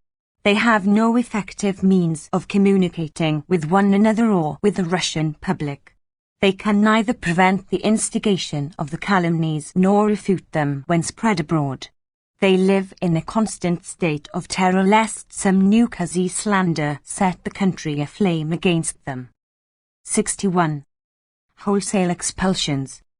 This public official distrust of the Jewish population of Russia increased with the Russian reverses, and the assumption by the authorities that the loyalty of all the Jews was open to suspicion gave added impetus to the spy mania, set the Jews apart as a dangerous people and delivered them helpless into the hands of the Cossack soldiery and the hostile Poles. The atrocities committed upon the Jews in Poland and Galicia have already been referred to. But a more disastrous, though less spectacular, consequence of the governmental attitude toward the Jews was the systematic expulsion of the entire Jewish population from the war zone, an act which assumed the character of a merciless war by Russia upon its own population. From the very beginning of the war there were individual cases of Jews, who, being suspected of bad faith, were ordered to leave a given locality. There were also sporadic expulsions, or rather a forced exodus, of the entire civilian population of localities which the authorities desired to clear for military operations. But it was in March 1915 that the authorities began systematically to expel Jews from all the Polish provinces, even those not occupied by German troops, and from the governments of Kovno and Courland, thus affecting about 30% of the entire Jewish population of the empire. Even the Jewish deputy from the Kovno district, Friedman, was expelled, in spite of his constitutional privileges as a member of the Duma.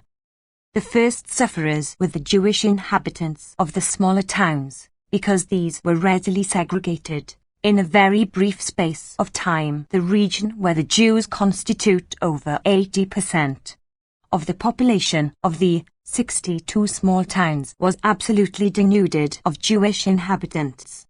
35. It was only the rapid invasion of this territory by the Germans which prevented the complete expulsion of every one of the 2 million or more Jews who inhabited this area. And those who have remained in this territory for the present have been promised, by decree of the supreme military authorities of Russia, immediate expulsion as soon as the Russian troops regain a foothold here.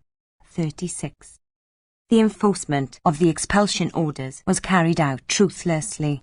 The time generally allowed was 24 hours, rarely 48 hours. The Jewish inhabitants of the governments of Poland and Kovno were given from 5 to 24 hours notice. 37. The Jews of the city of Kovno were notified on the evening of May 3, 16, to leave not later than midnight of May 5, 1915. Cruelty of officials. In a speech delivered in the Duma, the non-Jewish deputies Ubinsky declared, "As a representative of our 5th Siberian Division, I was myself on the scene and can testify with what incredible cruelty the expulsion of the Jews from the province of Radom took place. The whole population was driven out within a few hours during the night. At 11 o'clock the people were informed that they had to leave, with a threat that anyone found at daybreak would be hanged. And so in the darkness of the night began the exodus of the Jews to the nearest town, Elza, 30 versts away. Old men, invalids and paralytics had to be carried on people's arms because there were no vehicles. The police and the gendarmes treat the Jewish refugees precisely like criminals. At one station, for instance, the Jewish 63 Commission of Homel was not even allowed to approach the trains to render aid to the refugees or to give them food and water.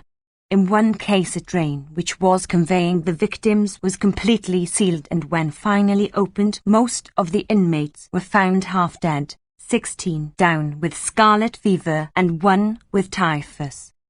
In some places the governors simply made sport of the innocent victims. Among those who particularly distinguished themselves were the governors of Poltava, Minsk, and Ekaterinoslav, who illegally took away the passports of the victims and substituted provisional certificates instructing them to appear at given places in one of 5 provinces at a given date. When they presented themselves at these designated places, they were shuttled back and forth from point to point at the whim or caprice of local officials. In Poltava, the Jewish Relief Committee was officially reprimanded by the governor for assuming the name Committee for the Aid of Jewish Sufferers from the War, and ordered to rename itself Committee to Aid the Expelled on the ground, as stated explicitly in the order that the Jews had been expelled because they were politically unreliable, and, therefore, presumably, deserved no help. 38. No distinction of age, sex or physical condition was made. As most of the able-bodied young men were at the front, those affected by the expulsions were the persons least able to bear up under the suffering and privation entailed: old men and women, children, the sick from the hospitals, the insane from the asylums, even wounded and crippled Jewish soldiers, all were driven out en masse, without the slightest regard for human comfort or decency. Women in labour were given no consideration, and many births occurred along the route. Mothers were separated from their children, entire families were broken up and dispersed all over Russia. The Jewish and liberal Russian press is filled with long lists of victims seeking their lost relatives. Where transportation was provided, the exiles were 64 packed in cattle cars and forwarded to their destination on a waybill, like so much freight.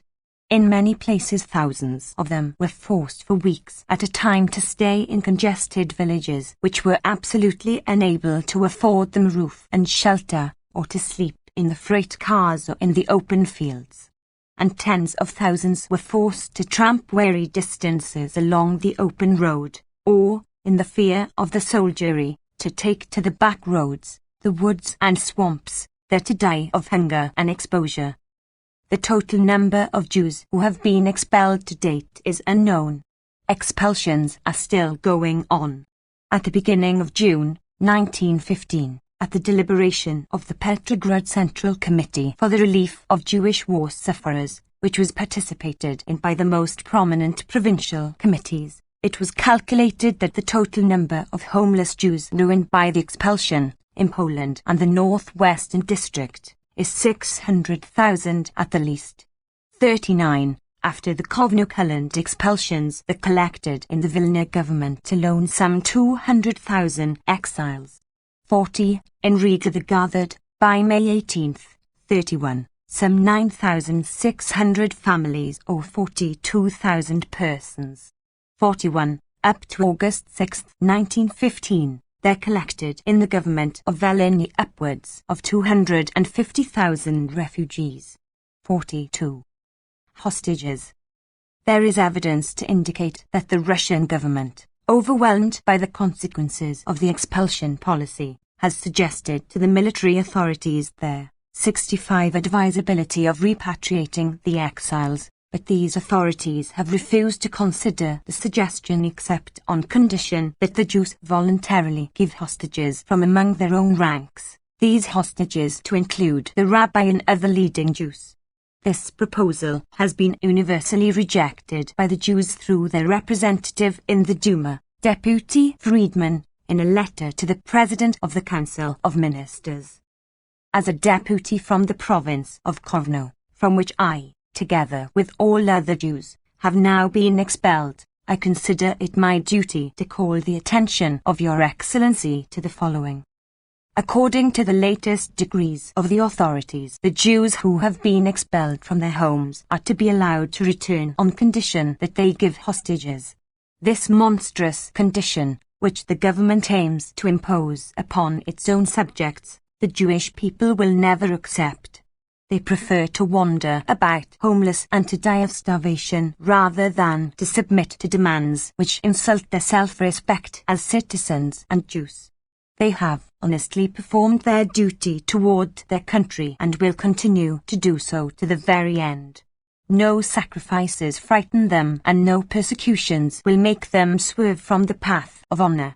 But neither will any persecutions force them to accept to lie, to give testimony, through base submission, that the monstrous accusations against them are true. When the insolent enemy threw down the gauntlet to Russia, the Jews arose to shield their country with their breasts, and I had the honor to appear at the historic session of the Duma as their spokesman in the expression of this spontaneous, inspiring enthusiasm. The Jews gladly assumed all the sacrifices demanded of them by their country because of a feeling of duty to the land to which they are bound by century-old, historic bonds, and also because of a sincere hope for a brighter future. And I may say with deep conviction that even now, after all that we have gone through, this sense of duty is as strong as ever. But with the very same deep conviction, I consider it my right and my duty to declare that no privations will shake our firm conviction that as Russian subjects we cannot be made the victims of measures applicable only to enemies and traitors, that we consider ourselves and shall never, 66 cease to consider ourselves above all suspicion of treason to our duty and our vows. If the authorities really desire to return the Jewish people to the places from which they were driven away by order of the authorities, they must take cognizance of this feeling, which I can testify under oath, on the basis of many conversations and observations, is universal among us. This permission to return under shameful conditions is only a new and senseless insult. So the entire Jewish population feels, and this feeling is shared by me, their representative. Misery of refugees. This sudden uprooting of an entire people from the land in which it has dwelt for centuries has brought irretrievable disaster to the Jews of Poland and Russia. It has been estimated that nearly 3 of the 6 million Jews of Russia and Poland are now without means of support. Overwhelming and incalculable as the economic loss may be, the moral losses far exceed them in intensity. Jewish communal life is disrupted. Many of the cities and towns from which the expulsions took place were centers of Jewish culture. Most of the Jewish colleges and schools have been closed, and many of the buildings and synagogues have been destroyed. It is safe to say that these losses cannot be repaired for generations to come. The demoralization and pauperization of the individual refugees is painfully noticeable everywhere. Beggary, which was practically unknown among the Jews, is now only too frequent. The appalling misery of the refugees is fully described in the appended report of the Russian Jewish Committee for the Relief of War Sufferers, CP 98. The Jews of the empire living outside of the war zone have assumed 67 a system of self-taxation which, added to their normal, or rather normally excessive, burden of taxation, is practically impoverishing them. The small Jewish community of Moscow alone gives about 85,000 rubles a month, ranging from an average of 200 rubles per month imposed upon 265 manufacturers down to the 10 rubles per month imposed upon their poorest clerks. Other cities are contributing in proportion, but they cannot possibly keep pace with the ever-growing need. Unfair administration of relief. And in the midst of this catastrophe, the old struggle between the Poles and Jews has continued with unabated ferocity. The local relief committees refused to accept Jews as representatives, denied Jews any help whatsoever, and even drove them away, by intimidation and force, from the relief stations supported by their own people. Of 71 relief committees operating in Poland, 52 contained no Jewish members, although the Jews constituted nearly 1/2 of the urban population and 13 to 14% of the rural population in these places. In the other 19 committees, the Jewish membership constituted scarcely 10% of the total, although the Jewish population ran from 35 to 68% of the total population in the cities and from 10 to 15% in the rural districts. 43, and in most of these places the Jews had contributed the major part of the relief funds. Even institutions supported solely by Jewish contributions were expropriated by the Poles. Thus the magnificently equipped hospital for the wounded in Warsaw, created at the expense of the 68 Jewish Kehillah, which had refitted the Roman hotel for the purpose, has been running until now under the official name of the Warsaw Local Relief Committee. But this has turned out to be an anti-Semite organization without a single Jewish representative, its board being made up of rabid Judeophobes, who feel no scruples in the methods and means of their anti-Jewish policy. Private donations, the personal labor of Jews, all this has gone into Polish institutions, all this has disappeared in the Polish riverbed, declares Nowy Poskard, September 11, 24, 1914. The present attitude of the Jews of Russia toward this problem is well reflected in a letter published in a recent issue of Evreiskaya Zizn, 44, from a Jew, the owner of a salt mine, who had been invited, among others, to contribute salt for the poorer people of Warsaw, without distinction of race or creed. He replied, in effect, that the proposal met with his deepest sympathy, but he took the liberty of inquiring as to who would have charge of the distribution of the salt. Everybody knows, he wrote, the intolerant attitude of the Polish Relief Committee toward the Jews. This makes us doubt whether your high principle would be carried out conscientiously if administered by Polish hands. The Warsaw Committee is particularly distrusted, and it would be extremely unpleasant for me to feel that the necessaries that we contributed should be withheld from our own fellow Jews. On the other hand, we would welcome gladly every effort on the part of Russian organizations to undertake to cooperate with Poles and Jews in this matter to ensure an equitable distribution.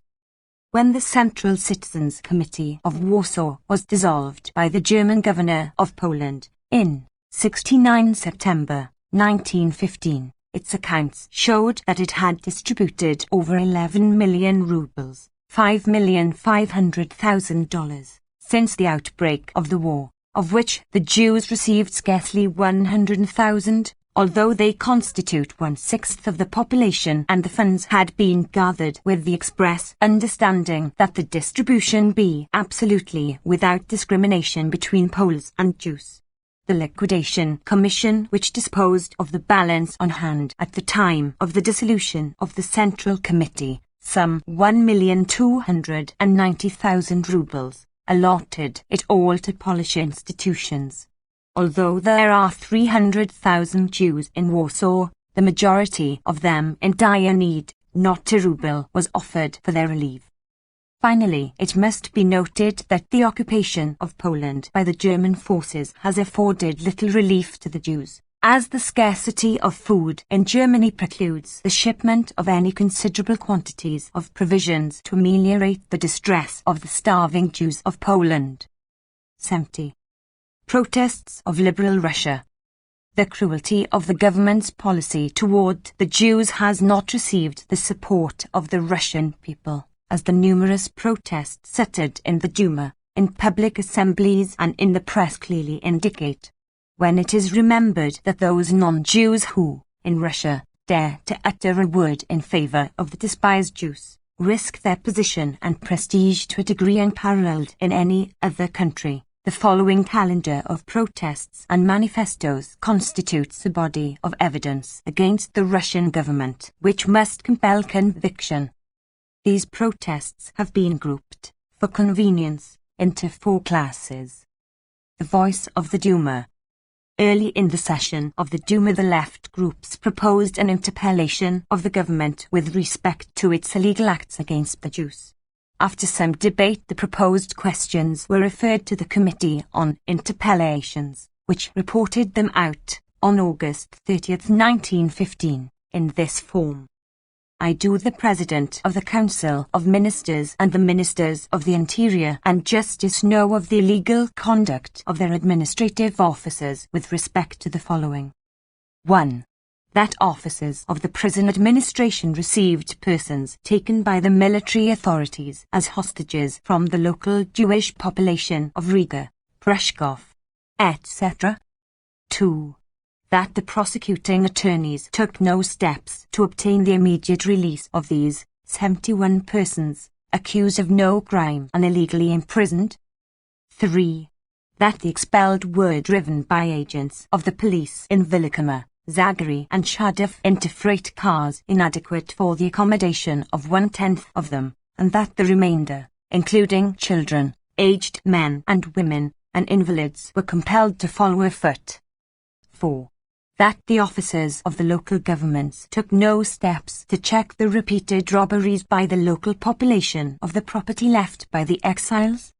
5. That the officers of the gendarmerie of Homel prohibited the supplying of food to the exiles, even though they were at the point of exhaustion from hunger and thirst. 6.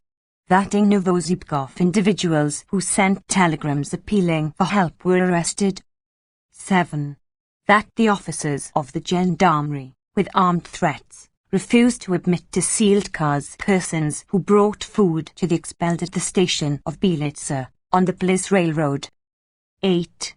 That the police officers locked the exiles in sealed cars for several days at a time. 9. That in the shipment of these exiles from Zolotonosh to Kovno and back some of them were kept in the cars 10 days. 10. That the local government administration of the cities of Minsk, Samara and Rostov required the reprinting in the local paper of the story of Jewish treason in the village of Kurzy, first published in Nash Vestnik. 11.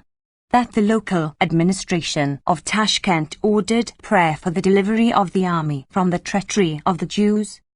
72. 2. If the illegal acts of the authorities are known to the indicated individuals, what steps were taken by them towards the punishment of the guilty and the prevention of similar breaches of law in the future. The significance of this interpellation cannot be overestimated, insofar as the facts implied in these questions are officially accepted by the Great Standing Committee of the Duma as worthy of cognizance. Had the questions originally proposed by the left groups been without foundation, they would have been rejected without reference to the Committee on Interpellations, and had the Committee on Interpellations found, upon examination of the evidence underlying each question by both right and left deputies on the committee, that the evidence was defective or inadequate, the interpellation would never have been reported out in this form. The fact that it was so reported indicates that the evidence was incontrovertible, and was so accepted by the Liberals and reactionaries alike. The report of the committee is dated August 30, 1915, but as the Duma was prorogued immediately afterwards, the government's answer to the interpellation is not known. In the course of the debates on these and other questions affecting the Jews, the expressed attitude of the representatives of the great bulk of the Russian population left no doubt of their absolute opposition to the government on the Jewish question. 45. Professor Miliukov, the leader of the Constitutional Democrats, declared on July 19, August 1, 1915. The strongest factor in the disruption of our national unity was the government's policy toward our alien subjects. The foul, 73 play upon the obscure racial prejudices of the masses, with the customary weapon of this kind of strife, anti-Semitism, and the persecution of all dissenting nationalities or religions, has been exercised with unparalleled effrontery. Under the mask of military precaution, measures worse than credible are taken against crimes that are imaginary. At a time when nations are struggling for the liberties and rights of small peoples, such terrible deeds embitter our friends and evoke joy among our enemies. Loud applause from the left. Deputy Kerensky.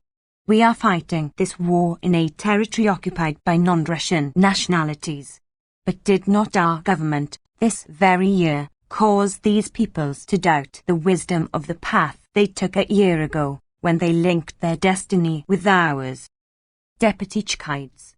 August 3, 1915. It is well known to you that the government regime has been based on Jewish oppression, and that at all critical moments it aimed its blows first of all at the Jews, because they were in the line of least resistance. A year ago the war began, and at once accusations of treachery against the Jews were started by the government. Today Russia and the whole world knows who is to blame for the condition in which Russia found herself. The guilty ones were not at all the Jews, as the whole country will confirm, but those who stuffed their pockets with the money which they made on government orders for army supplies. Shouts from the left. That's true. The guilty ones were those who, with the aid of men like Massoy, Odive, Grotkus and other traitors, betrayed Russia. This is supposed to be a war for liberty, fraternity, and equality, but what justice is there in making a whole nation answer for the crimes of individuals, granting that there are any? In the name of what truth is the Kuzi slander being published in the Pravitelstvenny Vestnik? In the name of what truth are the various periodical publications ordered to reprint this communication under penalty of a fine? What justice demands that a Jewish volunteer who has several times been wounded be expelled within 24 hours when he tries to find a place in Russia to recover from his wounds? In the name of what humanity is it forbidden to hand food to starving Jewish refugees cooped up in freight trains?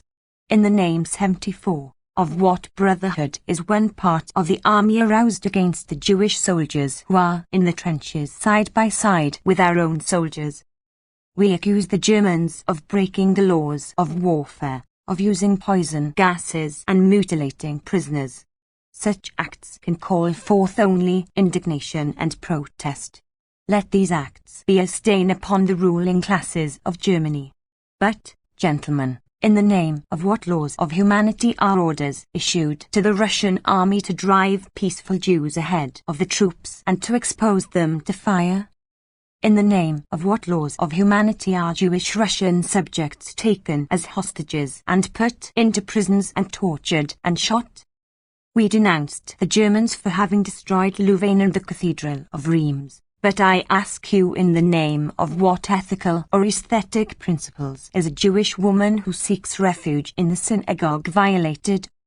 Baron Rosen, former Russian ambassador to the United States, also protested outspokenly against the continuation of the anti-Jewish policy of the government in a speech before the Council of the Empire, August 22, September 4, 1915.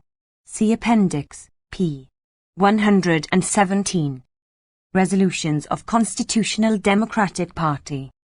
The leading political party of Russia, the Constitutional Democratic Party, officially voiced its sentiments on the Jewish question at a national convention of the party, held at Petrograd on June 19-21, O.S. June 6-8, 1915. At which the Central Committee of the party submitted a comprehensive report which was adopted unanimously, and which, summarized in the form of a resolution, was ordered published. This resolution, after citing the loyalty and patriotism of the Jews at the outbreak of the war, continues. 75. This intense spirit of patriotism manifested by the Jews in the hour of Russia's danger seemed for a time to have broken down the rooted prejudices of the government and to have cleared the way for the recognition in Russia of that civic equality which is accorded the Jews throughout the civilized world. But this would have deprived our reactionaries, those champions of an outlived past, of their old and well-tested weapon of black demagoguery, anti-Semitism. And so we see that under the direct influence of these notorious Jew-baiters, measures were early adopted by the government to set the army and the people against the Jews. Every advantage was taken of the exigencies of war.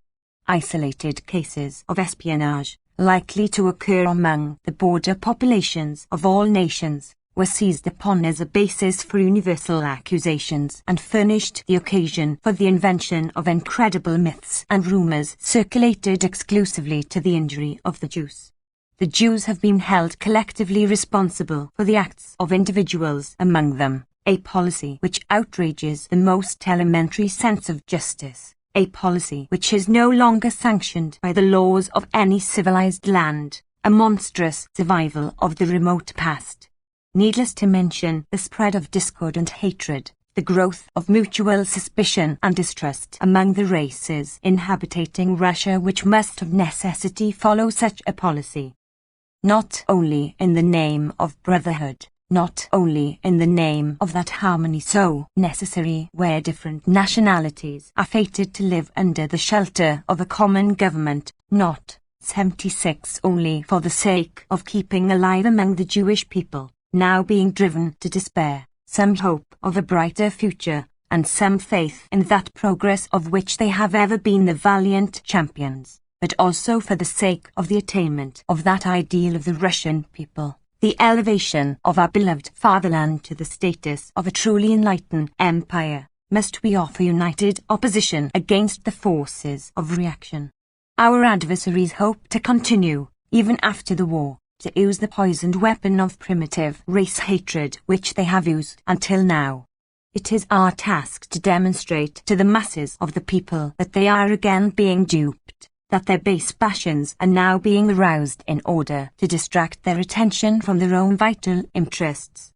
We must continue, as before, to point out, firmly and persistently, that there is only one path to a brighter future for Russia, the same path along which the entire civilized world has traveled, and that along this road there is only one solution of the Jewish question, a solution demanded by the most elementary principles of civilized government, and that is to grant them, as individuals, full civic rights, and as a people, the right to free racial and cultural self-development.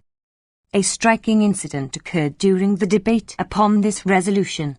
One of the leaders of the party, MacLucas, a brother of the former Minister of the Interior, advanced a plea in extenuation of the alleged Jewish treacheries. The Jews have suffered such cruel persecutions in Russia, he remarked, that they might well be excused even if these spy stories were found to be true. 77. We spurn this right to baseness, cried out former Deputy Vanova, a Jew. Our loyalty is not for sale. We are not newcomers here. Our ancestors have lived here for hundreds of years. We are patriots because we feel ourselves bound to Russia. We believe in Russia even more than you do. Protests of public officials, cities, etc. Various municipalities outside the Pale have petitioned the government to give equal rights to the Jews. The Municipal Council of Smolensk, at its session of December 19, 1914, January 1, 1915, passed a resolution, with only 2 dissenting votes, petitioning the government to abolish all measures which restrict the rights of Russian subjects of the Jewish faith, and, in particular, to abolish the Pale of Settlement. At this session, Councillor P. V. Mikhailov said, "We are referring not only to those families of Jewish soldiers at the front, to families fleeing from devastated Poland, but even to the soldiers themselves who are placed hors de combat because of their wounds, after having valiantly served in our ranks. Thus, for example, a Jewish soldier wounded in the hand and in the breast, having parents in this city, obtained permission only with the utmost difficulty to stay here 3 months. At the end of this period he must go back to the Pale and live there without means or medical attention, although he is threatened with tuberculosis. This is merely one case in thousands which prove to us the horrors of the situation in which Jewish soldiers and their families are placed because of their deprivation of civic rights. Those families whose members have shed their blood for Russia are ruined by the invasion of the enemy. They arrive here to find a refuge from starvation and death, from ruin and violation. We must remember that nearly 500,000 Jews are fighting side by side with our brave warriors against the common enemy. As to the civilian Jews, they have no less patriotism or enthusiasm than the other inhabitants. His Majesty, 78th the Emperor, in passing through Lublin, Grodno, and Tiflis, has deigned to express his thanks to the Jews for their faithfulness to our common country. The conclusion from this is clear. There is no serious reason to maintain any longer those measures of restriction so futile and so pernicious and so malevolent. But the Jewish question is not merely a question of abstract justice. The economic and moral development of our city life is seriously retarded by the restrictions placed upon one part of the population. 46. In August 1914, a meeting of municipality, Zemstvo, stock exchange, and university officials and merchants at Odessa resolved that the country would benefit by the abolition of all repressive laws and the opening of educational institutions to all citizens. 47. In August 1914, the Moscow Conference of Mayors also forcibly condemned the expulsion policy of some governors and resolved to use its influence to ameliorate the position of the Jews. 48. So also the Congress of Delegates from cities of Western Siberia petitioned for the abolition of all Jewish disabilities. 49. Within the past few months, the municipalities of Samara, Saratov, Ekaterinoslav and other important centers, the Siberian Municipal Conference, and the Conference of 20 Zemstvos held at Yaroslavl, all petitioned the government and the Duma to remove the disabilities affecting the Jews of Russia. Protests of trade and professional organizations.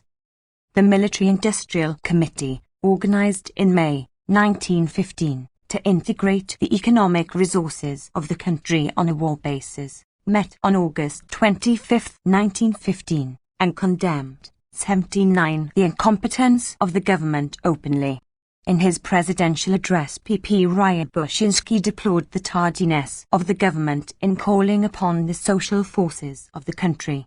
This leadership of the country has been attempted by persons incapable of leadership, and it is now evident to everybody that a new personnel is needed within the government. We have observed the workings of the government departments from the very beginning of the war, and have come to the conclusion that these departments are unable to cope with the situation.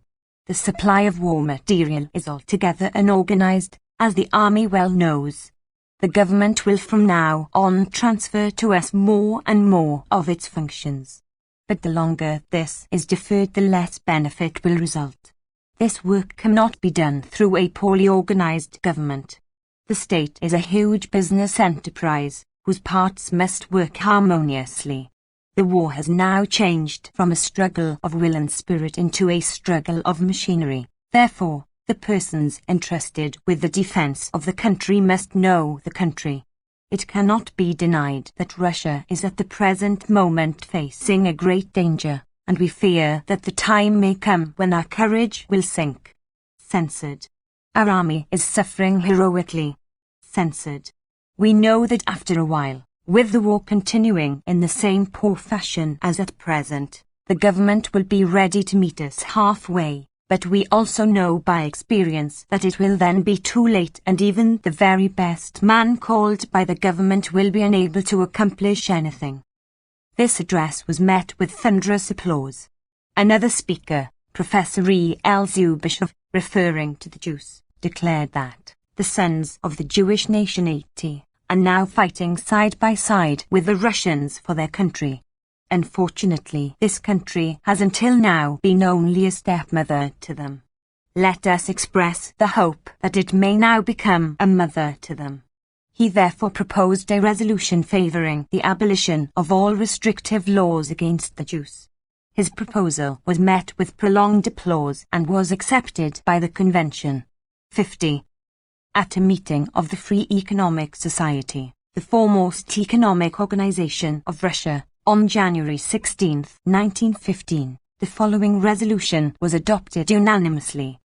The Commission has taken into account the exceptionally difficult position in which the Jewish population finds itself, in view of the residence restrictions to which they are subject. While they are suffering all the terrors of war together with the rest of the population, the Jewish population, being mainly urban, has suffered particularly from the general disorganization of economic relations not only within the immediate region of military activities, but far beyond. Under these conditions, it would be a great relief to the suffering population if measures were adopted which would make it easier for them to move about in search of work. In a view of the size of our country and the unlimited economic resources of its regions, especially those of the interior, have hardly been touched by the miseries of war. There are regions in the interior of Russia where economic conditions have even improved somewhat, since they have assumed many of the industries abandoned in Poland, and since the commissary department placed large orders here.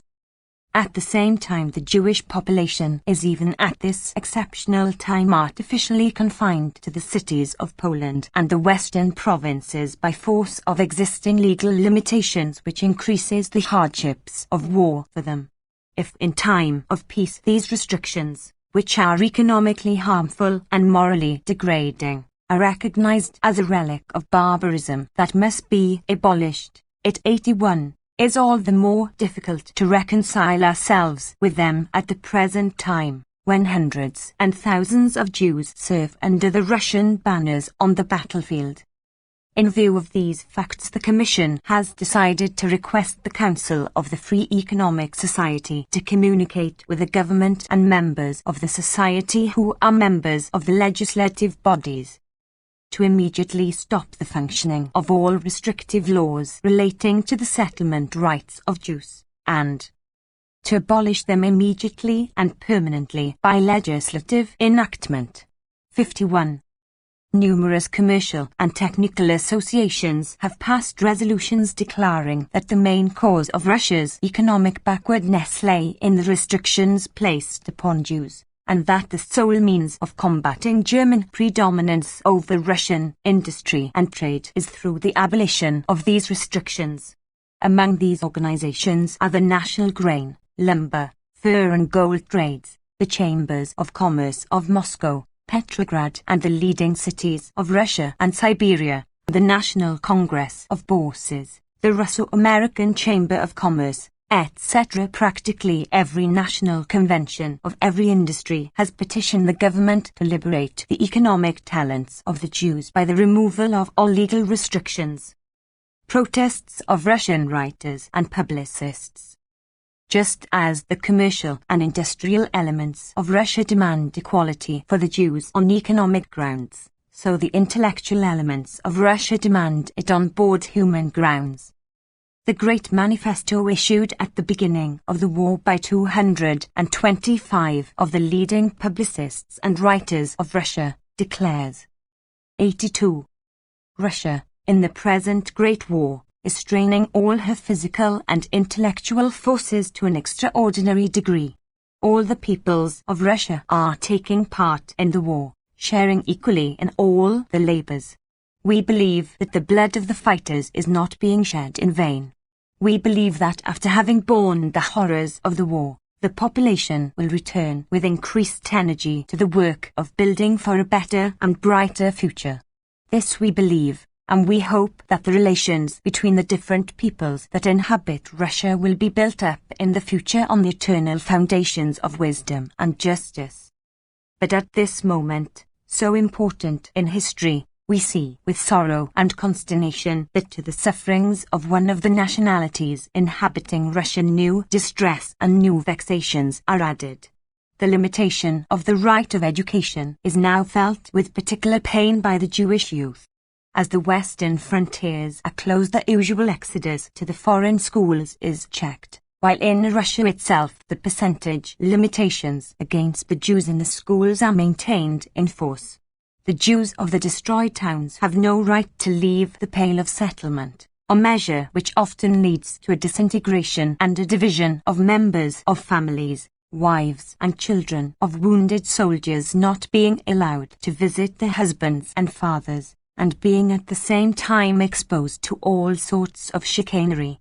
The sorely tried Jewish nation, which has given to the world such precious contributions in the domain of religion, of philosophy, of poetry, which has always shared the travails and trials of Russian life, which has been hurt so often by prejudice and insult, which more than once has proven its love for Russia and its devotion to her cause, is now again exposed to unjust accusations and persecutions. The Russian Jews, who are industriously working with us in all spheres of labor and activity that are accessible to them, have given so many convincing proofs of their sincere desire to be with us, to render service to our cause, that the imitation of the right of citizenship is not only a crying injustice, but also reacts injuriously upon the very interests of the state. The Russian Empire can, and must, draw its strength from the complete union of all the nationalities inhabiting Russia, and only by the placing of all citizens upon an equal footing will the power of Russia become indestructible. Russians, let us remember that the Russian Jew has no other country than Russia, and that nothing is dearer to a man than 83 the soil on which he is born. Let us understand that the prosperity and power of Russia are inseparable from the well-being and the liberty of all the nationalities which constitute its vast empire. Let us understand this truth, act according to our intelligence and our conscience, and we may be certain that the ultimate disappearance of persecutions against the Jews and their complete emancipation will form one of the conditions of a truly constructive imperial regime. 84. Austria-Hungary. The total estimated Jewish population of Austria-Hungary is about 2,250,000, of which nearly 1 million were, at the beginning of the war, in the border province of Galicia, in the immediate area of hostilities. Here, as elsewhere, the Jews manifested their keen loyalty by trooping to the colours even when they were normally exempt, as in the case of the students of the Budapest Rabbinical Seminary, many of whom volunteered, although not required to do so. The government recognized this loyalty in many ways, particularly in the granting of special privileges with respect to the observances required by the Jewish religious ritual. Thus the emperor, in his own name, sent 20,000 talithim, prayer shawls, for the soldiers in the field during the holidays. When, at Passover, it was discovered that the matzahs for the Jewish troops had been improperly prepared, the government, at the instance of the chief rabbi of Vienna, authorized the wholesale distribution of potatoes to Orthodox Jews. Hundreds of Jewish soldiers have been decorated on the field of battle, and many were given officers' commissions. Galicia. It was the million Jews of Galicia who were made to feel the full burden of the war. Although their economic condition before the war was greatly inferior to that of the general population, their political condition was one of equality. But the Russian invasion of Galicia in September 1914 changed their status overnight. 85 The Russian Governor-General, Count Bobrinsky, a notorious anti-Semite, found the political status of the Jews in Galicia most abhorrent to him. He at once proceeded to degrade them to the status of the Russian Jews, and, if possible, still lower. He proposed to his home government that all Jewish landed property in Galicia be confiscated and the Jews be forbidden to own, lease or rent land, and this, he added, was an immediately imperative step, to be carried out even before the formal annexation of Galicia was announced. On February 13, 1915, the Grand Duke Nicholas issued an order declaring that in a view of the increase of spying on the part of the Jews, it is decreed that 1. No person of Jewish nationality may enter Galicia. 2. No persons of Jewish nationality may pass from one district of Galicia into another. 3. Infractions of this decree will be punished by a fine of 3,000 rubles, $1,500, or by 3 months' imprisonment. 52. The spirit of these documents, communicated to the troops, produced a series of outrages against the Jewish population more horrible even than any perpetrated in Russia. As each town was invaded by the Russians, the troops first sought the Jewish quarters, and here they let themselves loose in an orgy of pillage, sack and rapine. In the town of Bohorod appeared, in January 1915, a detachment of Austro-Polish troops. They demanded food and quarters and were, of course, supplied. After a brief stay they departed. But the act of the Jews was reported to the Russian commander in Stanislaw. He immediately sent a punitive expedition of 400 Cossacks to the town. They set their 86 town on fire, rooted out the Jewish women and girls from their places of concealment, assembled them in the square, and they held an orgy under the open sky. After their lusts were satisfied, they drove the victims under the crack of the whip, half naked and starving, along the roads to Stanislaw. One woman, who had risen from childbirth only a few days before, died on the way.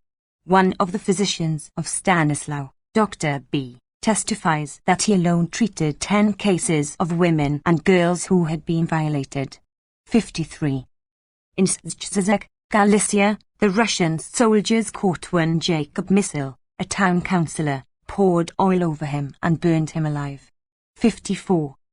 In Dębica, Cossacks raided a synagogue to which the Jews had fled for refuge and prayer, robbed and imprisoned the men, and outraged the women. Those who escaped through the windows were caught by the guards below, and men and women were hunted to death. Then the troops set fire to the synagogue. 55. These are typical cases of outrages perpetrated against the Jewish population of Galicia. Scarcely a town in the line of invasion escaped. The Jewish population fled before the invaders in vast numbers. There are about 175,000 Jewish refugees in Vienna. 70,000 of these are destitute. There are about 70,000 living in barracks in Bohemia. 8,000 of these are in Prague. There were about 52,000 in Budapest. All fugitives who have settled in Hungary, however, have been removed to Austria proper. Dr. J. Bloch of Vienna estimates that the total number of Jewish refugees from Galicia is about 500,000. The situation of these refugees, 87, is somewhat better than that of the Jewish refugees in Russia, inasmuch as the government has placed them in concentration camps, attends to their minimum wants and gives each one an allowance of 70 heller, 14 cents, daily. With the rise in the prices of food, the daily allowance has risen to about 90 heller, 18 cents, per capita. They are treated well by the population, and in many cases are provided with some work. 89. Romania. The future of Romania is of interest to the Jews for two especial reasons. First, because the Jews of Romania are deprived of their rights as citizens in contravention of a solemn promise made by Romania to the great powers at the Berlin Congress in 1878. Secondly, because it will no doubt be Romania's aim to win back from Austria-Hungary certain large territories, including Transylvania and Bukovina, in which the bulk of the population is of Romanian descent, thus, if successful, incidentally, increasing the number of Jews under Romanian rule from about 250,000 to more than 1 million. During the present war, Romania has given evidence of its hostile attitude towards the Jews. Thousands of Jewish refugees who fled before the savagery of the Russian army which invaded Bukovina sought refuge in Romania. These were treated with great brutality by Romanian officials in the border towns. At the beginning of July, 1915, the government issued an order to the administrative authorities of all the districts bordering on Austria-Hungary to expel all the Jews from the localities near the frontier and to send them to the interior of the country. The officials took advantage of this edict to expel not only the refugees, but also hundreds of Jewish citizens of Romania who had been living in the border towns for generations. The order of expulsion was executed summarily, and the Jews were forced to leave within 48 and in some cases with all their goods in 24 hours. As a rule, they were not permitted to take their belongings with them, and even 90 under the most favourable circumstances they had perforce to leave them behind because they knew neither their destination nor their fate. This action of the government caused a great deal of adverse comment in the press. Or rule, the official organ of the Liberal Party, now in power, met these attacks, in its issue of July 12, 1915, as follows. Some of the newspapers pretend that the Ministry of Internal Affairs has given orders that the native-born Jews established in the towns bordering upon the northern frontier of Moldavia be sent into the interior of the country. This news is inexact. The Minister of Internal Affairs was not aiming at the Jews established in the towns near the frontier or in any other place when he issued his order of expulsion.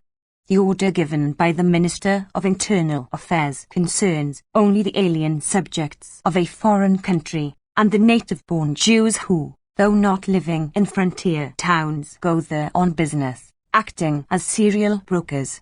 And the purpose of the order is to prevent such people from committing acts dangerous to the interests of the population of the state.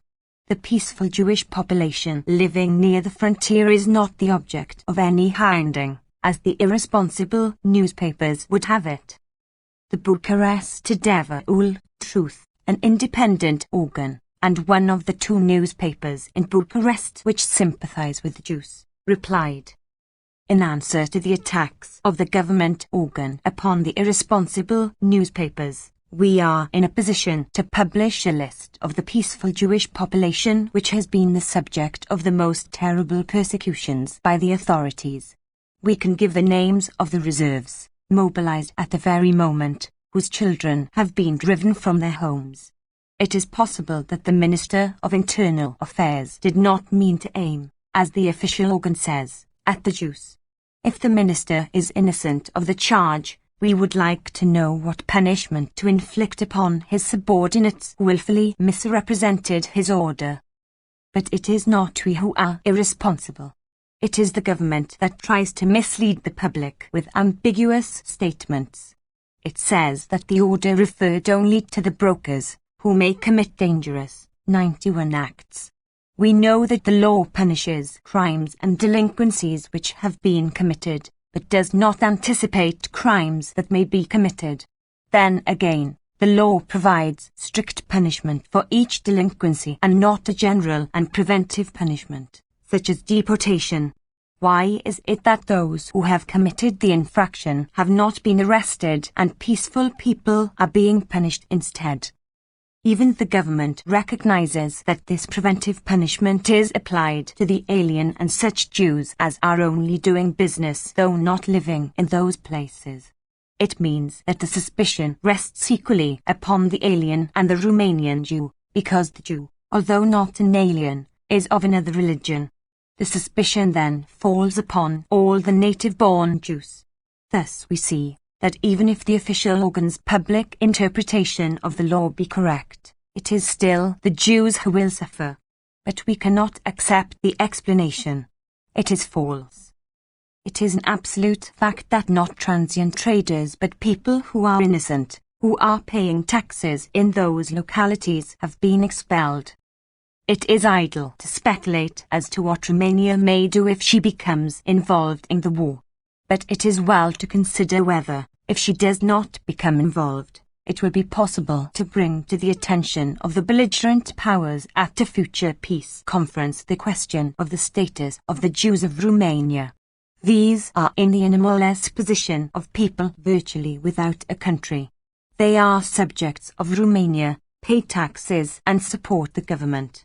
But even the native-born and those whose parents and grandparents were native-born subjects of Romania cannot become citizens and are also discriminated against by the government.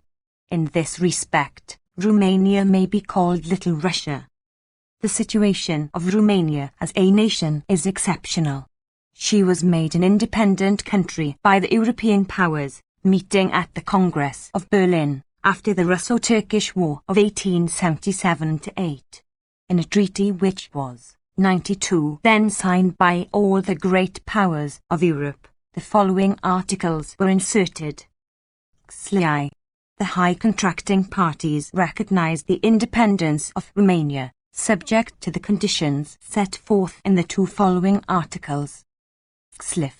In Romania, the difference of religious creeds and confessions shall not be alleged against any person as a ground for exclusion or incapacity in matters relating to the enjoyment of civil and political rights, admission to public employments, functions and honours, or the exercise of the various professions and industries in any locality whatsoever. The freedom and outward exercise of all forms of worship shall be assured to all persons belonging to the Romanian state, as well as to foreigners, and no hindrance shall be offered either to the hierarchical organizations of the different communions, or to their relations with their spiritual chiefs. The subjects and citizens of all the powers, traders or others, shall be treated in Romania, without distinction of the creed, on a footing of perfect equality.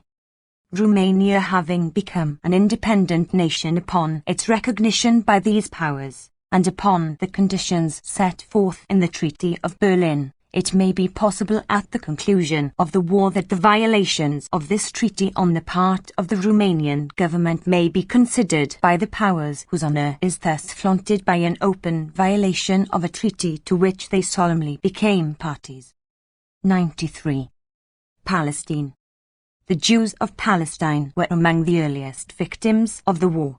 The greater part of them are dependent, wholly or in part, upon their co-religionists in Europe and America. With the outbreak of the war, all the normal channels of communication were temporarily interrupted. Even had this not occurred, the complete stagnation of trade in Europe would have made it impossible for the Jews, who were themselves in difficulties, to continue to afford material assistance. The difficulties of the situation before Turkey became a belligerent are briefly set forth in the following extracts from a report, dated October 21, 1914, made by Mr. Morris Wortham, who was interested by Ambassador Morgenthau with the distribution of a fund of $50,000 contributed by American Jews. the colonists themselves did not stand in actual need of assistance, as they are largely men of certain means and can help themselves. Furthermore, they are able to obtain their bank deposits in the following manner: the Anglo-Palestine Bank, with which most of the Jews in Palestine do business through their various branches in Jaffa, Jerusalem, Haifa, Safed, and Tiberias, etc., are registering or certifying for their depositors checks down to the smallest denominations. These checks are made payable to the drawer, endorsed by him, and the registration stamp of the bank is equivalent to a notice that the check will be cashed by the bank after the moratorium. With these checks, the colonists are able to supply their immediate needs and harvest their crops. The only pressing requirement of the colonists was to exchange some of these checks for gold in order to pay government taxes and military exoneration fees, and this was arranged. Further than this, the two great needs of the Jewish colonies, generally speaking, were a. to take care of Jewish laborers thrown out of employment by existing conditions, and b. to secure 94 new markets for their products to take the place of those that had been affected by the war. There are about 2,500 Jewish laborers in the colonies. It is impossible to determine the exact percentage of unemployed amongst them, but even if we assume that only half of them are out of employment, it is easily seen that the amount of money we were able to divert to this purpose will not go very far. I might say here that in dividing the fund amongst the various districts in Palestine, we allotted to the colonies a somewhat larger proportion than their population justified. The opening up of new markets for Palestinian agricultural products, oranges, wine and almonds, are the chief articles of export, is probably the most pressing need of the colonist movement in Palestine. Colonists feel that the chief market for the oranges, which in the past has been England, will be greatly interfered with, and if they are not able to dispose successfully of their products, their entire future and very existence will be threatened.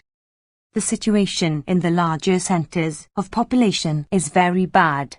Almost no currency enters the country, and foreign checks that do find their way there are not realizable. This naturally places in great want those who depend on the Chalukah contributions and also the large class who depend on money sent by relatives.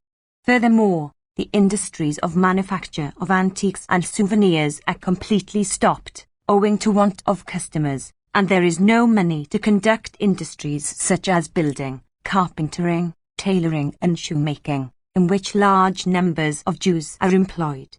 I found that the better class of Jews had themselves organized temporary relief, but their possibilities of assistance are rapidly drawing to a close.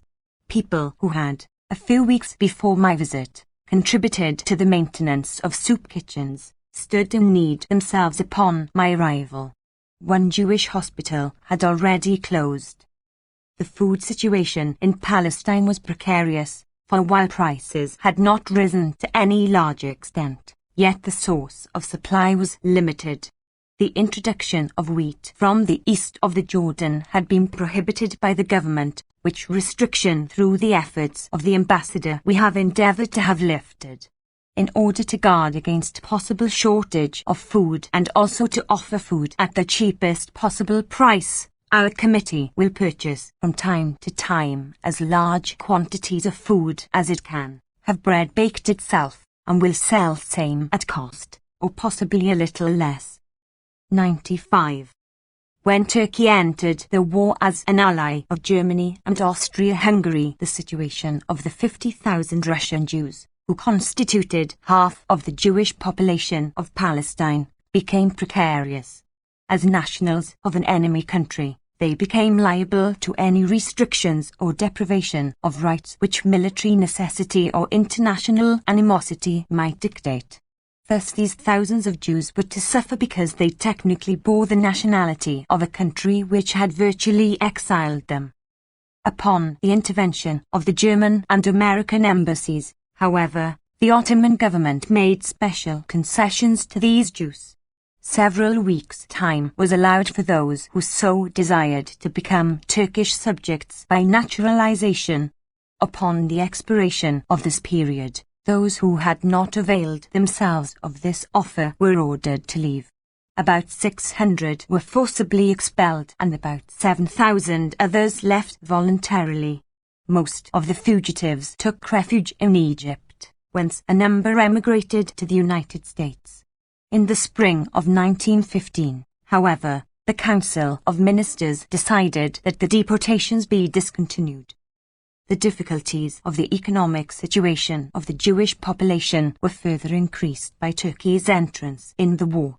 The government confiscated most of the crops, and a great many of the settlers were either drafted into the army or compelled to buy immunity.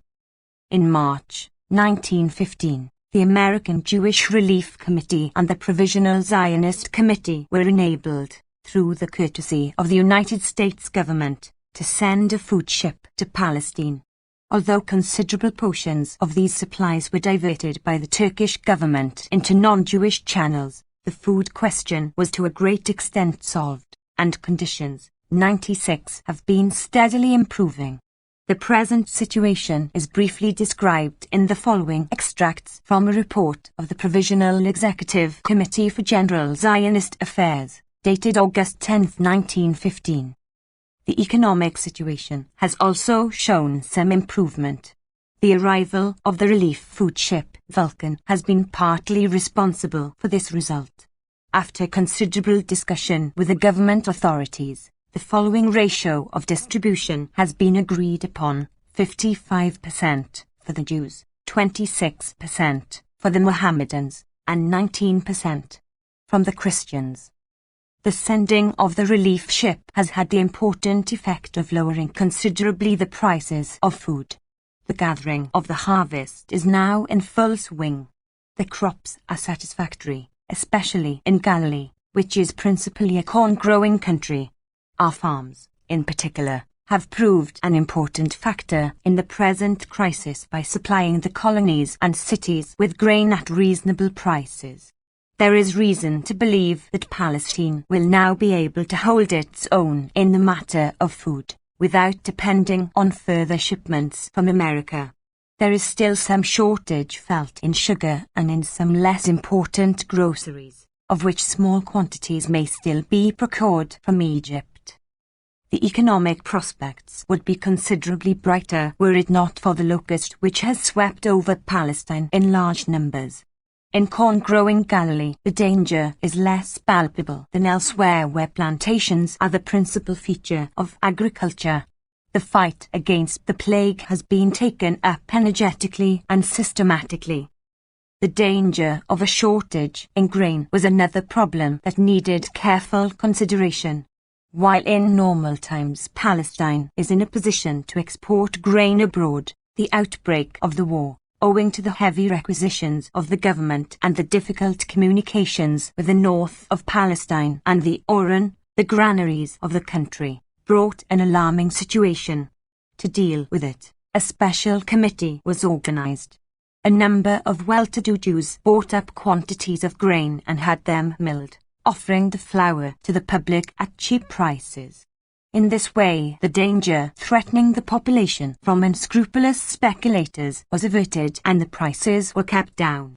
Thus, when, shortly before Passover, the price of flour had soared up as high as 65 francs, 97, the action of the committee had the effect of reducing it to 48. The committee also supplied public institutions with cheap flour. As another means of relief, public stores were opened by the committee for the sale of provisions. In spite of the fact that some of the goods were requisitioned by the government, the stores served a good purpose, helping, among other things, to circulate the checks of the Anglo-Palestine Company. From the very beginning of the crisis, the Palestina AMT made it a rule that no workingmen were to be dismissed, as such action might subject them to the danger of starvation. To supply all the workingmen with employment, public works were undertaken, such as road building, canalization and water supply. Several builders who had been forced to discontinue their building operations were assisted with loans to resume them. Finally, a public loan association was organized to meet the needs of those who had formerly received remittances from abroad, and, owing to the discontinuation of these remittances consequent upon the outbreak of the war, found themselves in pitiable circumstances. Some 900 persons took advantage of the facilities offered by the association. According to the statistics compiled by the Palestina AMT and embodied in a separate report, some 8,000 Jews left the country during the crisis. Of these, 4,000 were from Jaffa, 2,000 from Jerusalem, 1,500 from the Judean colonies and 500 from the colonies in Galilee. The estimated number of Jews at present in Palestine is 88,100, of whom 13,500 are to be found in the colonies. The requisitions and the war contributions levied upon the Jews during the war amount to 152,805 francs. 98. Appendix I. Report of the Russian Jewish Relief Committee. Note. The following report was issued by the Russian Jewish Committee for the Relief of Sufferers from the War to its members in Russia in May 1915, since when conditions in Russia and Poland have steadily grown worse. The authoritativeness of the report is guaranteed by the personnel of the committee, numbering among its membership the foremost Jews of Russia, among whom may be named Baron A. de Ginsburg, H. Sliesberg, M. Ginsburg and B. K. Menke, Chairman of the Executive Committee, M. A. Warshawski, Chairman of the Organizing Committee, and D. Feinberg, L. Bramson and M. Krinin, Secretaries. Terrible disaster has befallen the Jewish population of the Pale of Settlement and of Poland. Hunger and thirst and disease and death and moral sufferings beyond the power of human pen to describe are the lot of hundred thousands of Jewish men, women and children whom the war has driven from their homes, whose houses and hearths have been plundered and destroyed. Hundreds of thousands of our unfortunate brethren are staring in hopeless despair into a future that seems to spell nothing but new tears and sufferings. According to the data collected by the General Polish Relief Committee, in Poland alone there are at least 200 towns and about 9,000 townlets and villages that have suffered from the war, the material damage amounting to the gigantic figure of over 1 million rubles, $500 million. Besides the terrible losses sustained by the rural population, the whole industrial production, amounting, 1999 to nearly 800 million rubles a year, has been ruined. About 3 million townspeople are destitute, and of these 3 million at least half, i.e., 1,500,000, are Jews. To this number of unfortunate victims we have to add the population of the provinces of Kovno and Grodno in the northwestern region of the Pale, the provinces of Bessarabia, Podolia and Volhynia in the southern and southwestern regions. These provinces, bordering upon Germany and Austria, have a Jewish population of at least 500,000 people. Thus the total number of Jews that have, in one way or another, suffered immediately from the conditions of warfare equals over 2 million people, representing 1/3 of the total Jewish population of Russia. Besides, there are hundred thousands of destitute Jews in Galicia, within Russian occupation, looking forward to relief from this country. To the utter ruin of their material welfare there are added the unspeakable sufferings that the population of the war area has to endure. In the most favorable of cases, the inhabitants of the border places escape from the zone of fire, taking refuge in the inner parts of the country, while a large proportion of those unfortunate Jewish families have remained in the ruined places, facing the phantoms of starvation and disease that gather a rich harvest among them. Such is the devotion and love of the Jews to their native places, to their own corner, that they prefer to stay in the devastated towns and townlets and villages, if only permitted to do so. And those who have fled from their homes take the first opportunity of returning, heedless of the terrible disasters lying in store for them. A vivid example, typical of many other instances, is given by the Jews in the villages of Vasiltsi, district 100 Bazak, province Kiels. Our delegate found the place razed by hostile shells. The population, mostly Jews, for over 3 months had been huddling together in cellars, where they had taken refuge. They were not to leave their shelter by day, no food was to be cooked, no fire lighted at night. Such were the stringent orders from military quarters. A humane military chief permitted them to crawl out of their dingy holes by night and feed out of the soldiers' cauldron. But soon another chief took his place and the unfortunate Jews were left to starve in their cellars. Those that succumbed were buried in holes that the survivors dug for them in the very same cellars. Infinitely tragic, too, is the fate of those Jews who, by rigorous orders of the military authorities at a notice of from 3 to 24 hours, are expelled from whole provinces of Poland, their presence near the area of hostilities being considered a danger to the safety of the Russian arms. Leaving their homes and belongings, the fruit of years of hard toil, an open prey, the unfortunate exiles by the thousands wend their weary way to towns and villages, 30 or more miles distant, that have not yet come within the degrees of the military authorities. Old men, sick women, clasping little children in their arms, carrying bundles with some scanty belongings that they had snatched up in haste, fill the silent roads with the sound of their moans and sobs. Here an old man breaks down, breathing his last sigh in the middle of the road. There a woman kneels by the roadside staring in despair too deep for tears, at the child that lies dead in her arms. Many are those who succumb on their way. Indescribable are the sufferings of those who survive. Scarcely have they found shelter in a hospitable town or townlet when, alas, 101 too frequently, the prohibition of the authorities is a few days later extended also to these places, and again the Jewish population must start upon its weary pilgrimage.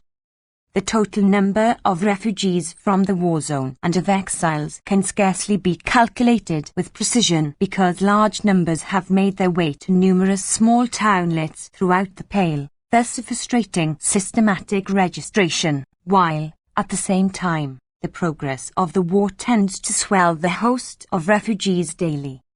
Some idea of their number is given by the following approximate figures. Warsaw 75,000 people, Radom 2,000 people, Vilna 12,000 people, Gashaitan 1,000 people, Kiels 3,000 people, Shakvi, Shavolki 56, 1,500 people, Konsk 4,000 people, Omsa 5,000 people, Minsk 2,000 people, Khmelnyk, Prasnich 1,500 people, Prof. Kiels 1,500 people. And yet these figures only show the number of refugees who have applied for assistance. Hundreds of thousands of others are meanwhile living upon their savings and do not come under the registration. But they also will be at the end of their scant resources one of these days and will join the ranks of the destitute. Thus, for the above-named places and for many other dozens of towns and townlets, the number of refugees within their walls may be doubled without fear of exaggeration.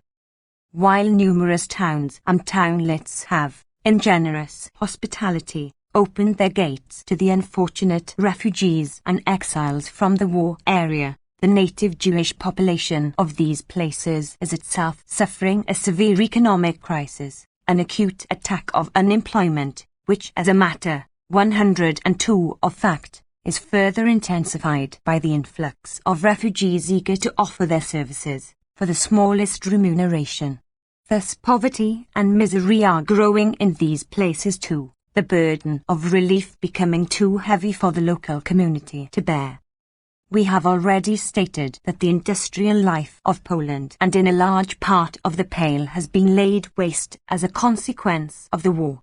Hundreds of factories have been destroyed, hundreds others have had to stop work for want of capital, raw material, fuel and, first and foremost, for want of a market for their articles of production.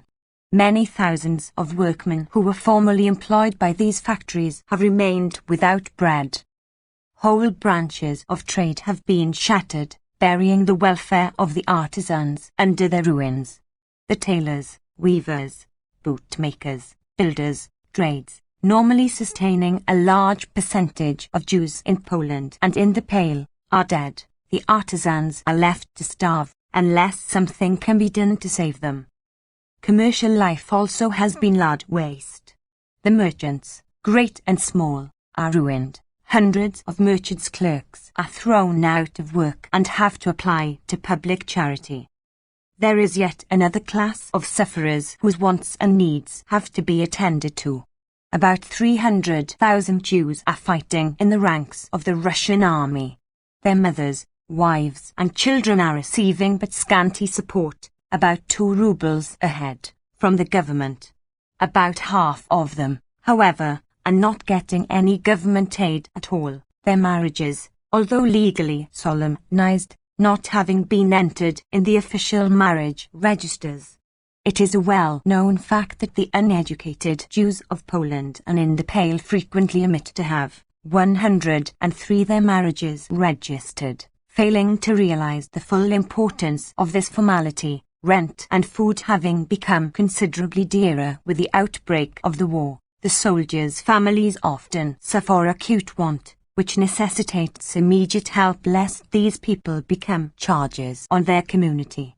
Many of the soldiers will never return from the battlefields. Others will come back as cripples, unfit to support themselves or their families.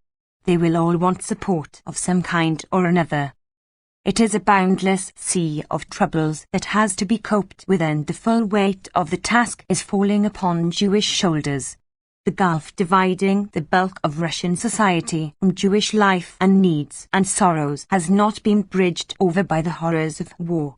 Though now and again a voice of sympathy is heard from Russian quarters, here and there a Russian hand is extended to feed a starving Jewish child. Both moral and material assistance offered by non-Jews to our stricken people is but infinitesimal as compared with the magnitude of the distress. Nor do we now wish to dwell specifically on Polish-Jewish relations, it being too well known to what extent they have become pointed during the recent months, bearing in their train infinite, unbearable sufferings for our Jewish brethren. In order to unite the efforts of Jewish society towards the relief of the Jewish sufferers from the war, at the very outbreak of the European conflagration there was formed at Petrograd a General Jewish Relief Committee, with the sanction of the Russian authorities, to act as a center for the collection and distribution of funds to the destitute and needy Jews. At the very beginning of its activity the General Committee issued an appeal to the Jewish public calling it to its duty to the 104 unfortunate sufferers, just as the Jewish soldiers fighting and distinguishing themselves in the ranks of the Russian army are doing their duty by their mother country. Jewish society at large has shown its usual responsiveness, and material support has been forthcoming in as large a measure as individual means and circumstances would permit. Committees, similar to the General Committee, working on the same lines and in close unity with it, have since been organized in prominent centers of the stricken area and outside of it, e.g., in Warsaw, Moscow, Kiev, Odessa, Kharkiv, and in addition the existing Jewish organizations, such as the Central Committee of the Jewish Colonization Association, the Society for the Promotion of Education in Russia, the Jewish Health Society, the Society for the Promotion of Trade and Industry among Russian Jews, etc., are taking active part in the relief work. Representatives of the various committees and societies working in the war zone and outside it meet periodically in order to discuss new measures and schemes for the alleviation of the terrible distress. The conditions and extent of distress in towns, townlets and villages of Poland and of the Pale are being ascertained through delegates of the General Relief Committee working actively and energetically towards the organization of various forms of relief in the several districts. In a number of places the local Jewish community has readily joined in the relief work, doing its utmost to meet the demand for food, shelter, clothing. The local philanthropic and communal Jewish institutions thus becoming valuable agencies of the General Relief Committee. On the whole, however, particularly as far as Poland is concerned, the organization of assistance to the war sufferers is meeting with endless difficulties. 105 due largely to the fact that the suffering population is in such a state of frantic terror that many Jews do not even dream of applying to anyone for assistance. In many instances, the first terror has given way to complete apathy. Often our representatives have to seek these people out in their hiding places, to rouse them from their lethargy, to exercise moral pressure on the more prominent members of the community, before anything can be done for the sufferers. This attitude of the people becomes intelligible when we consider the conditions that they live in under ordinary circumstances, their poverty, their lack of education, the contempt they are accustomed to meet with on the part of the non-Jewish population. Similar conditions prevail in the Galician provinces within Russian occupation. I found them huddling together in damp and dark cellars, half naked, sick and starving. These are the words of one of our representatives who visited some of the places that had witnessed all the horrors of the war. They showed complete apathy, appeared to be in a trance of terror. Only a madman, he had become insane because of superhuman suffering, followed me into the street, shrieking for bread. I handed him a coin, but he threw it down and clamoured for bread. The ever-changing conditions of war that open up new regions for relief work today, and close other districts tomorrow, that throw ever new crowds of sufferers upon public charity. These, to a large extent, baffle all our efforts towards relief, destroying today what was organized yesterday. Add to this the peculiar circumstances of Jewish life in Russia, the unfavorable attitude of the authorities towards the Jewish population, 106 in the war area, and the difficulties that the organization of relief has to cope with will stand out in their full significance. Owing to these and other conditions, the General Relief Committee up till now has had to concentrate largely on extending first aid, this term being here used to comprise feeding and sheltering of the sufferers, distribution of food, at low rates or free of charge, of fuel, clothes, footwear, organization of feeding centers, amelioration of sheltering and housing conditions, of sanitation and hygiene among the war sufferers, are the chief forms relief has taken so far. At the present moment there are being equipped by the General Relief Committee 2 so-called sanitary and feeding expeditions whose objective will be to offer medical assistance and provide free food to the sufferers in the war area of Poland, irrespective of religious denomination. The money for this purpose has been received from London with the express condition that no distinction be made between Jews and non-Jews. Moreover, insofar as this has been possible, efforts have been made to secure work for the refugees and for those who have lost their employment as a result of the war. Thus, in Warsaw, there has been opened a workshop where refugees are employed in manufacturing various articles of underclothing for distribution among the war sufferers. In Vilna there has been established a workshop for bootmakers who are filling government orders for army boots. Similar workshops have been organized at Vinsk, Fastov, etc. Further, there has been opened at Warsaw Labour Bureau which is obtaining work for a considerable number of artisans. a large number of small merchants and artisans being in urgent need of credit to enable them to re-establish and 107 operate their business and to prevent them from lapsing into utter destitution. Credit is being afforded them through the medium of the Jewish cooperative credit societies that are working throughout the Pale of Settlement and Poland. So far, by way of experiment, about 23,000 rubles have been invested in this operation. However, should this useful form of assistance be enlarged, considerable means will be required for the purpose. At the present moment, the General Relief Committee, working in close cooperation with the committees in Moscow, Kiev and Odessa, is extending relief to over 300 centers of population situated in the following provinces. Poland, approximate number of populated centers. Province Warsaw, including city of Warsaw, where a large number of refugees are concentrated, 46. Province Vilna, 18. Province Kovno, 40. Province Suwałki, 20. Province Lublin, only part of it being accessible to relief work, 25. Province Kielce, only part of it being accessible to relief work, 12. Province Radom, 15. Province Grodno, now included in Sphere of Activity of Moscow. Committee, 5. Province Lomza, now included in Sphere of Activity of Moscow. Committee, 10.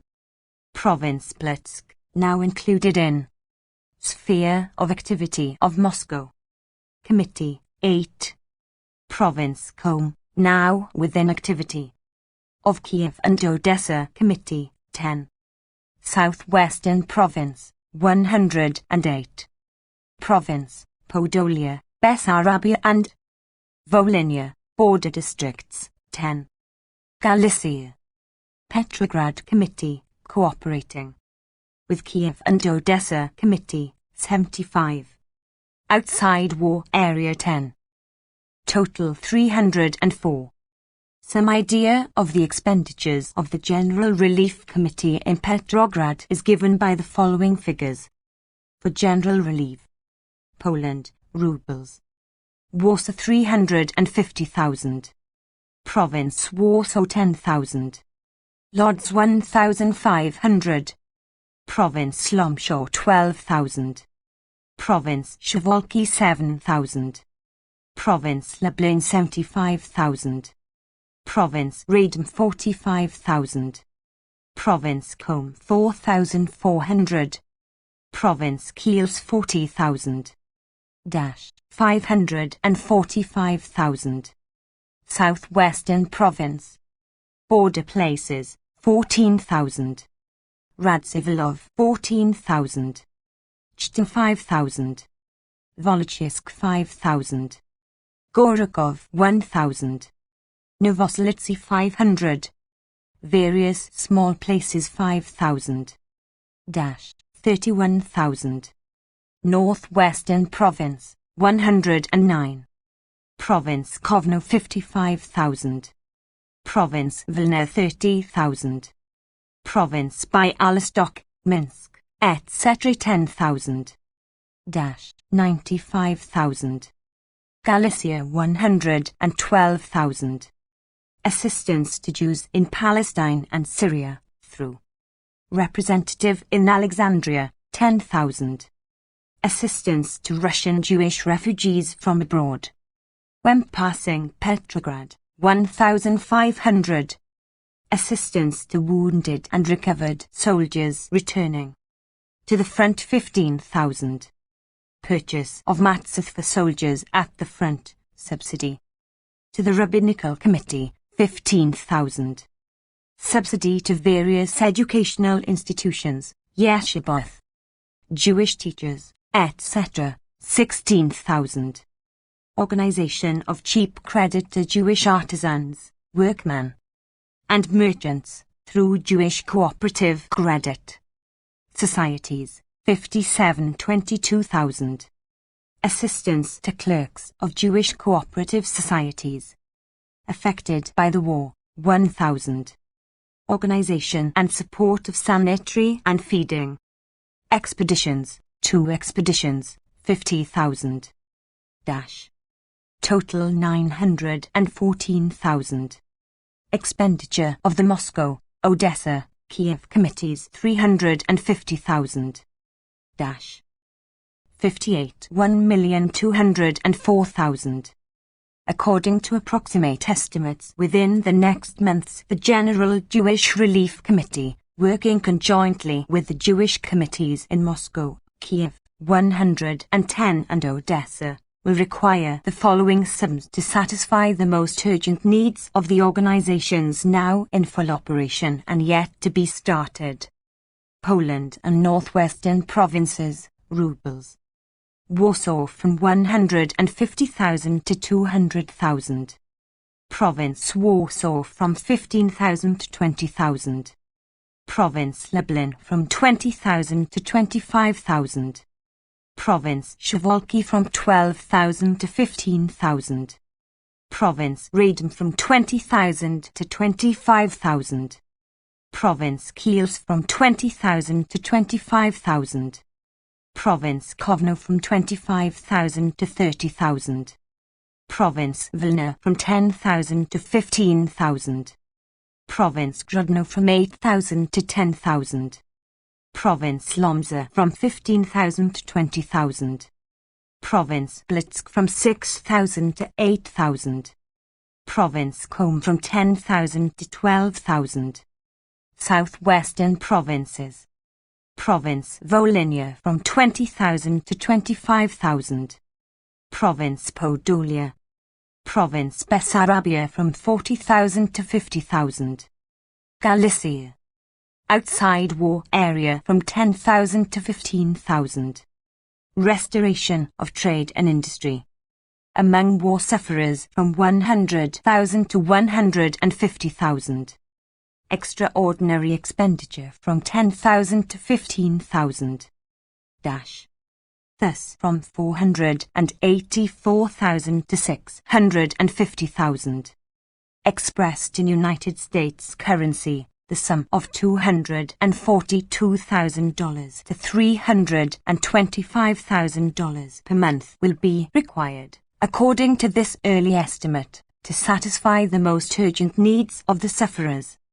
As already pointed out, the sphere and extent of distress are ever increasing with the progress of the war. The Jewish relief organizations in Russia thus stand before the alarming problem, whence to obtain adequate 111 funds to satisfy the ever-growing demand.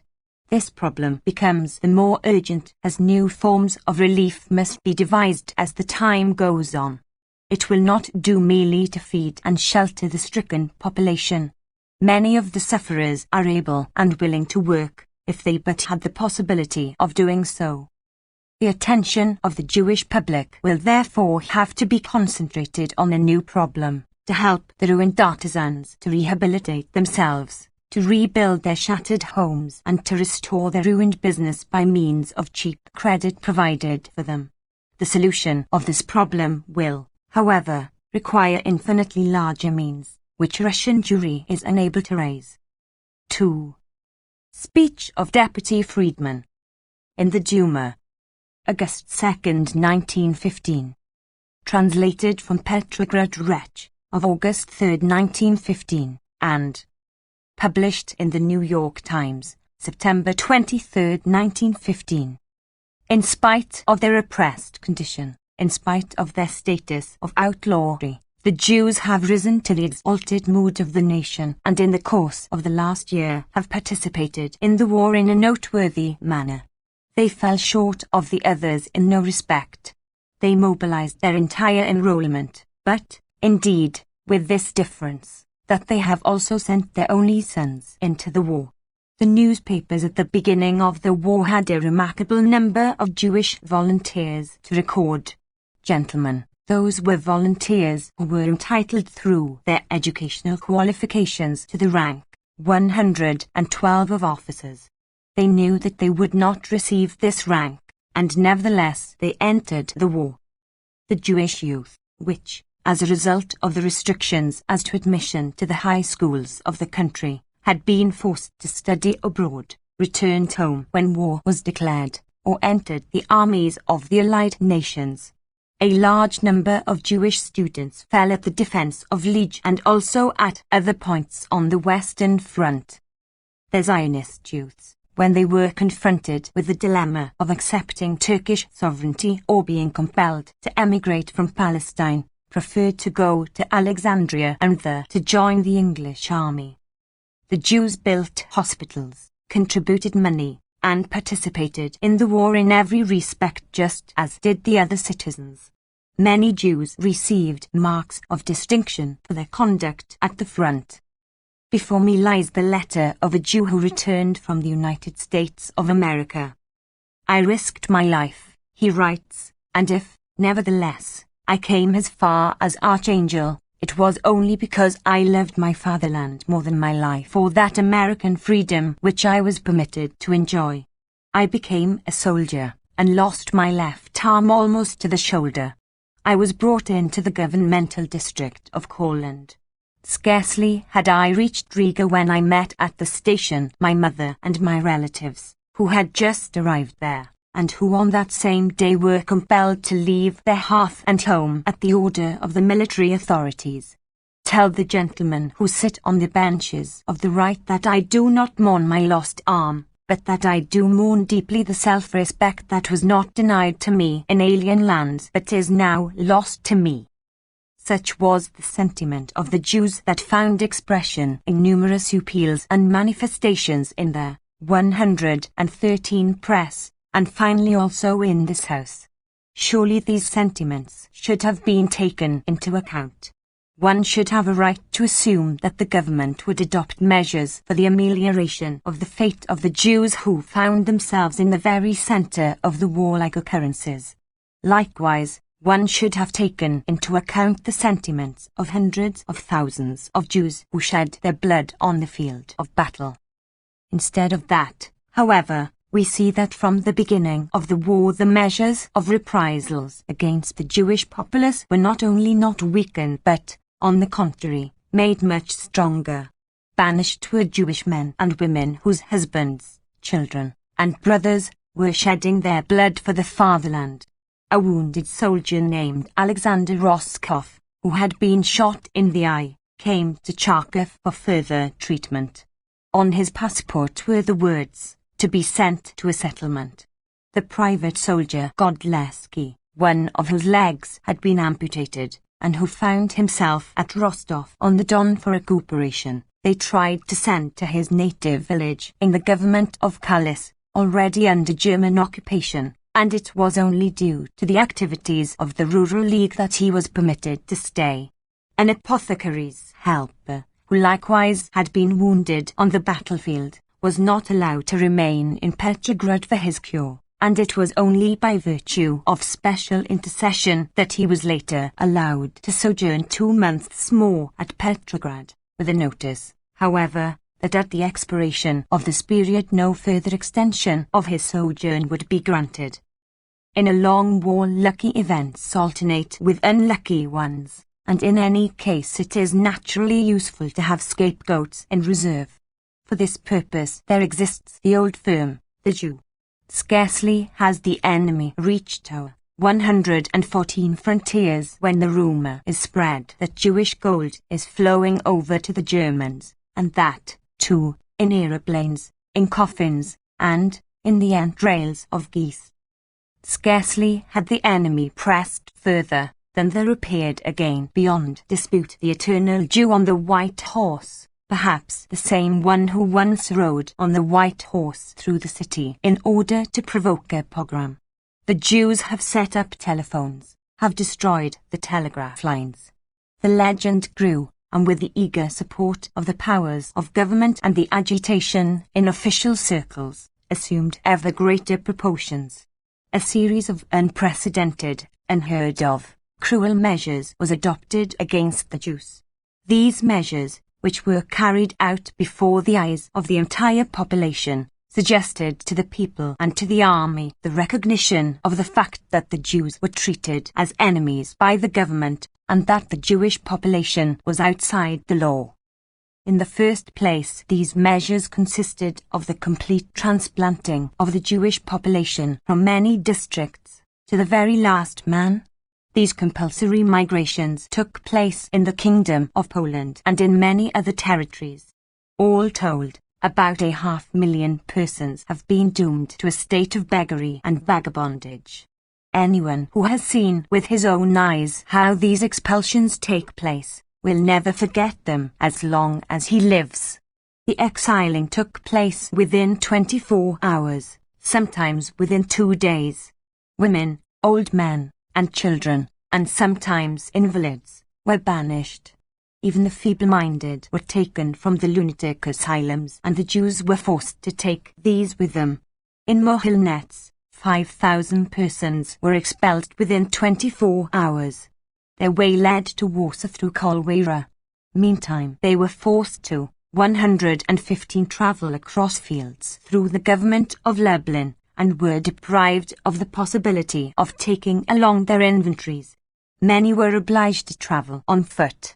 When they reached Lublin, the Jewish committee had provided bread and food for them, but they were not allowed to tarry, and they had to travel on at once. On the way an accident occurred. A 6-year-old child was killed by a fall. The parents were not permitted to bury the child. I saw also the refugees of the government of Kovno. Persons who only yesterday were still accounted wealthy were beggars the next day.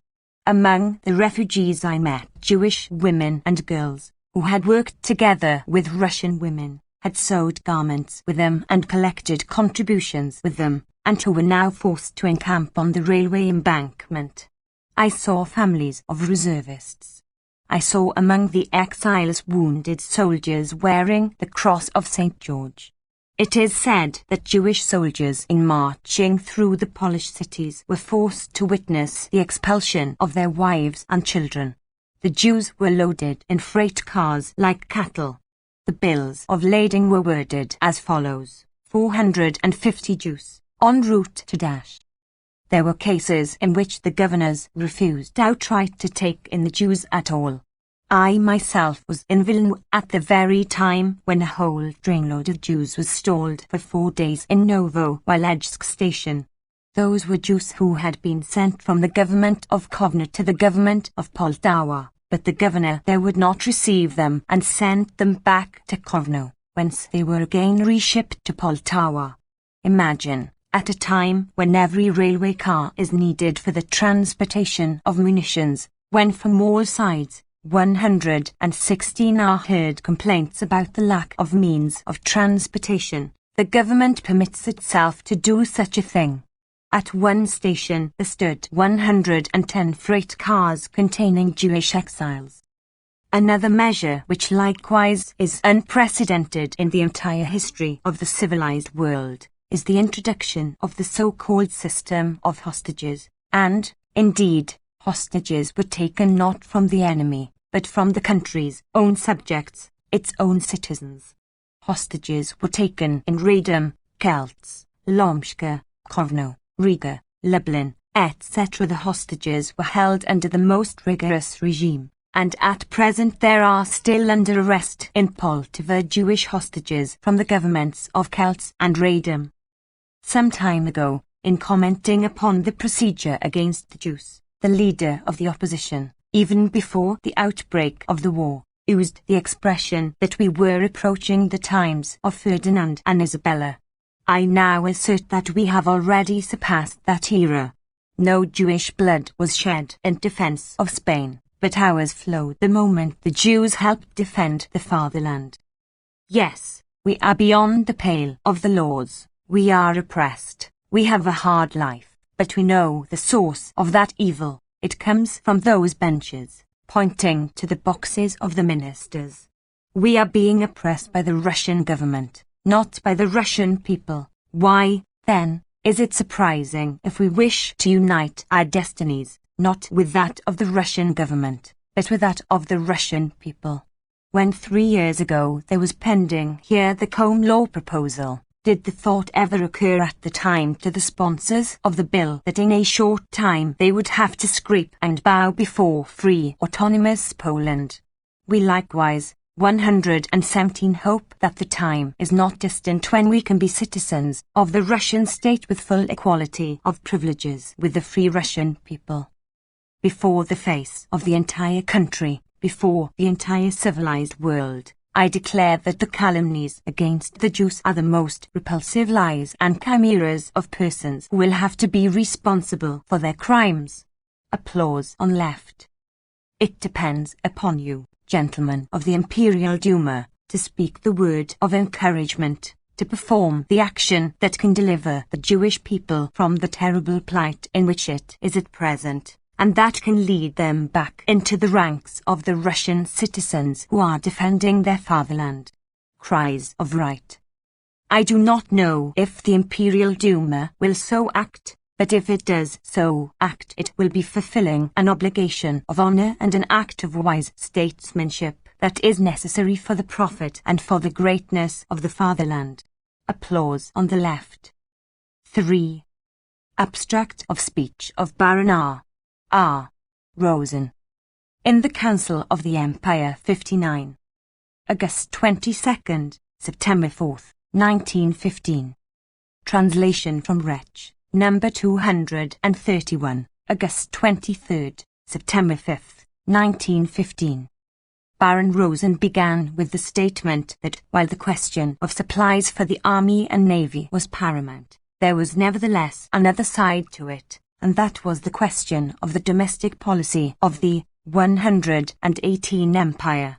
He reminded his hearers that in May 1913, he had warned the Council of the Empire of the catastrophe imminent in Europe, but that his statement had been met with ridicule and skepticism. The result of such an attitude is now obvious to all.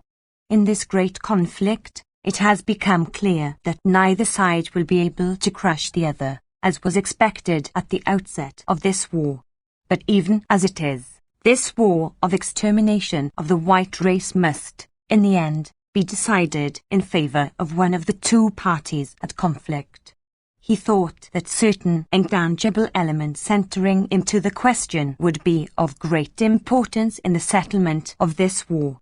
Putting aside the political, economic and psychological questions that led to this conflict, he thought that the ultimate issue was the decision of the world to battle against the dictum of Germany that might is greater than right and right is created only by might. Under the circumstances, it would seem that the sympathies of the entire world should be on the side of the Allies. But in reality, this is not the case, and for this there are several reasons. It is undoubtedly within our power to do away with one of the factors militating against us in the public opinion of neutral countries.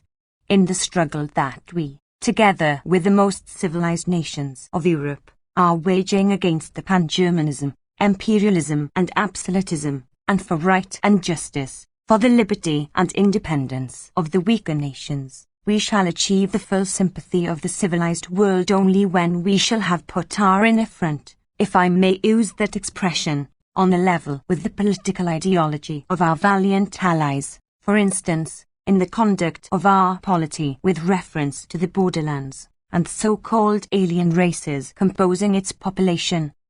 119. After stating that there were two diametrically opposed political systems, one current among the Allies and the other among the Germans, Baron Rosen continued.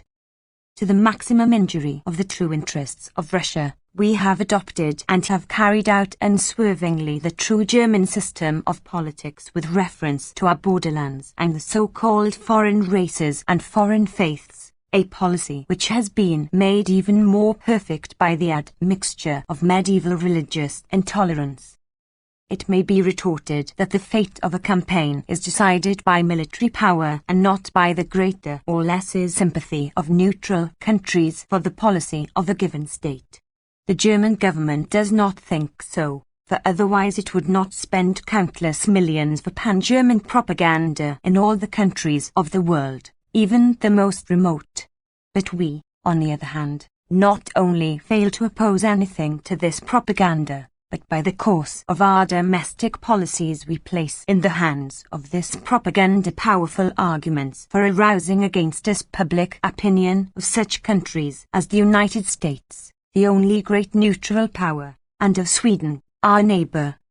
It is inconceivable that the framers of our policy should fail to realize that the propaganda directed against us, conducted under official auspices and equipped with the amplest resources, will scarcely cause our own interests and the interests of our allies 1/10 of the harm which is caused to these interests by our attitude towards the Jewish population of Russia and our systematic violation of the legal conscience of the Finnish population, an attitude which smacks of the dark times of medievalism. The question now is, why did not the government find it possible to put an end to this problem decisively, 120 and forever, as it has finally, and, alas, with such delay, settled the question of the autonomy of Poland? This may be explained only by the fact that the government hesitated to break with the traditional policy so dear to the militant nationalism. Accordingly, the Duma and the Council are in duty bound to come to the aid of the government in this regard and take upon themselves the initiative of introducing a bill for the abolition of all laws restricting the rights of the Jews and for the abrogation of the law of July 1730 concerning Finland. The passage of these measures would undoubtedly lighten the heavy task now confronting the government in the sphere of international relations, and it would be met by our valiant allies with the liveliest satisfaction. We must remember that this great European war is not only a struggle of interests, but is also a struggle of ideas and principles. In the battle against German military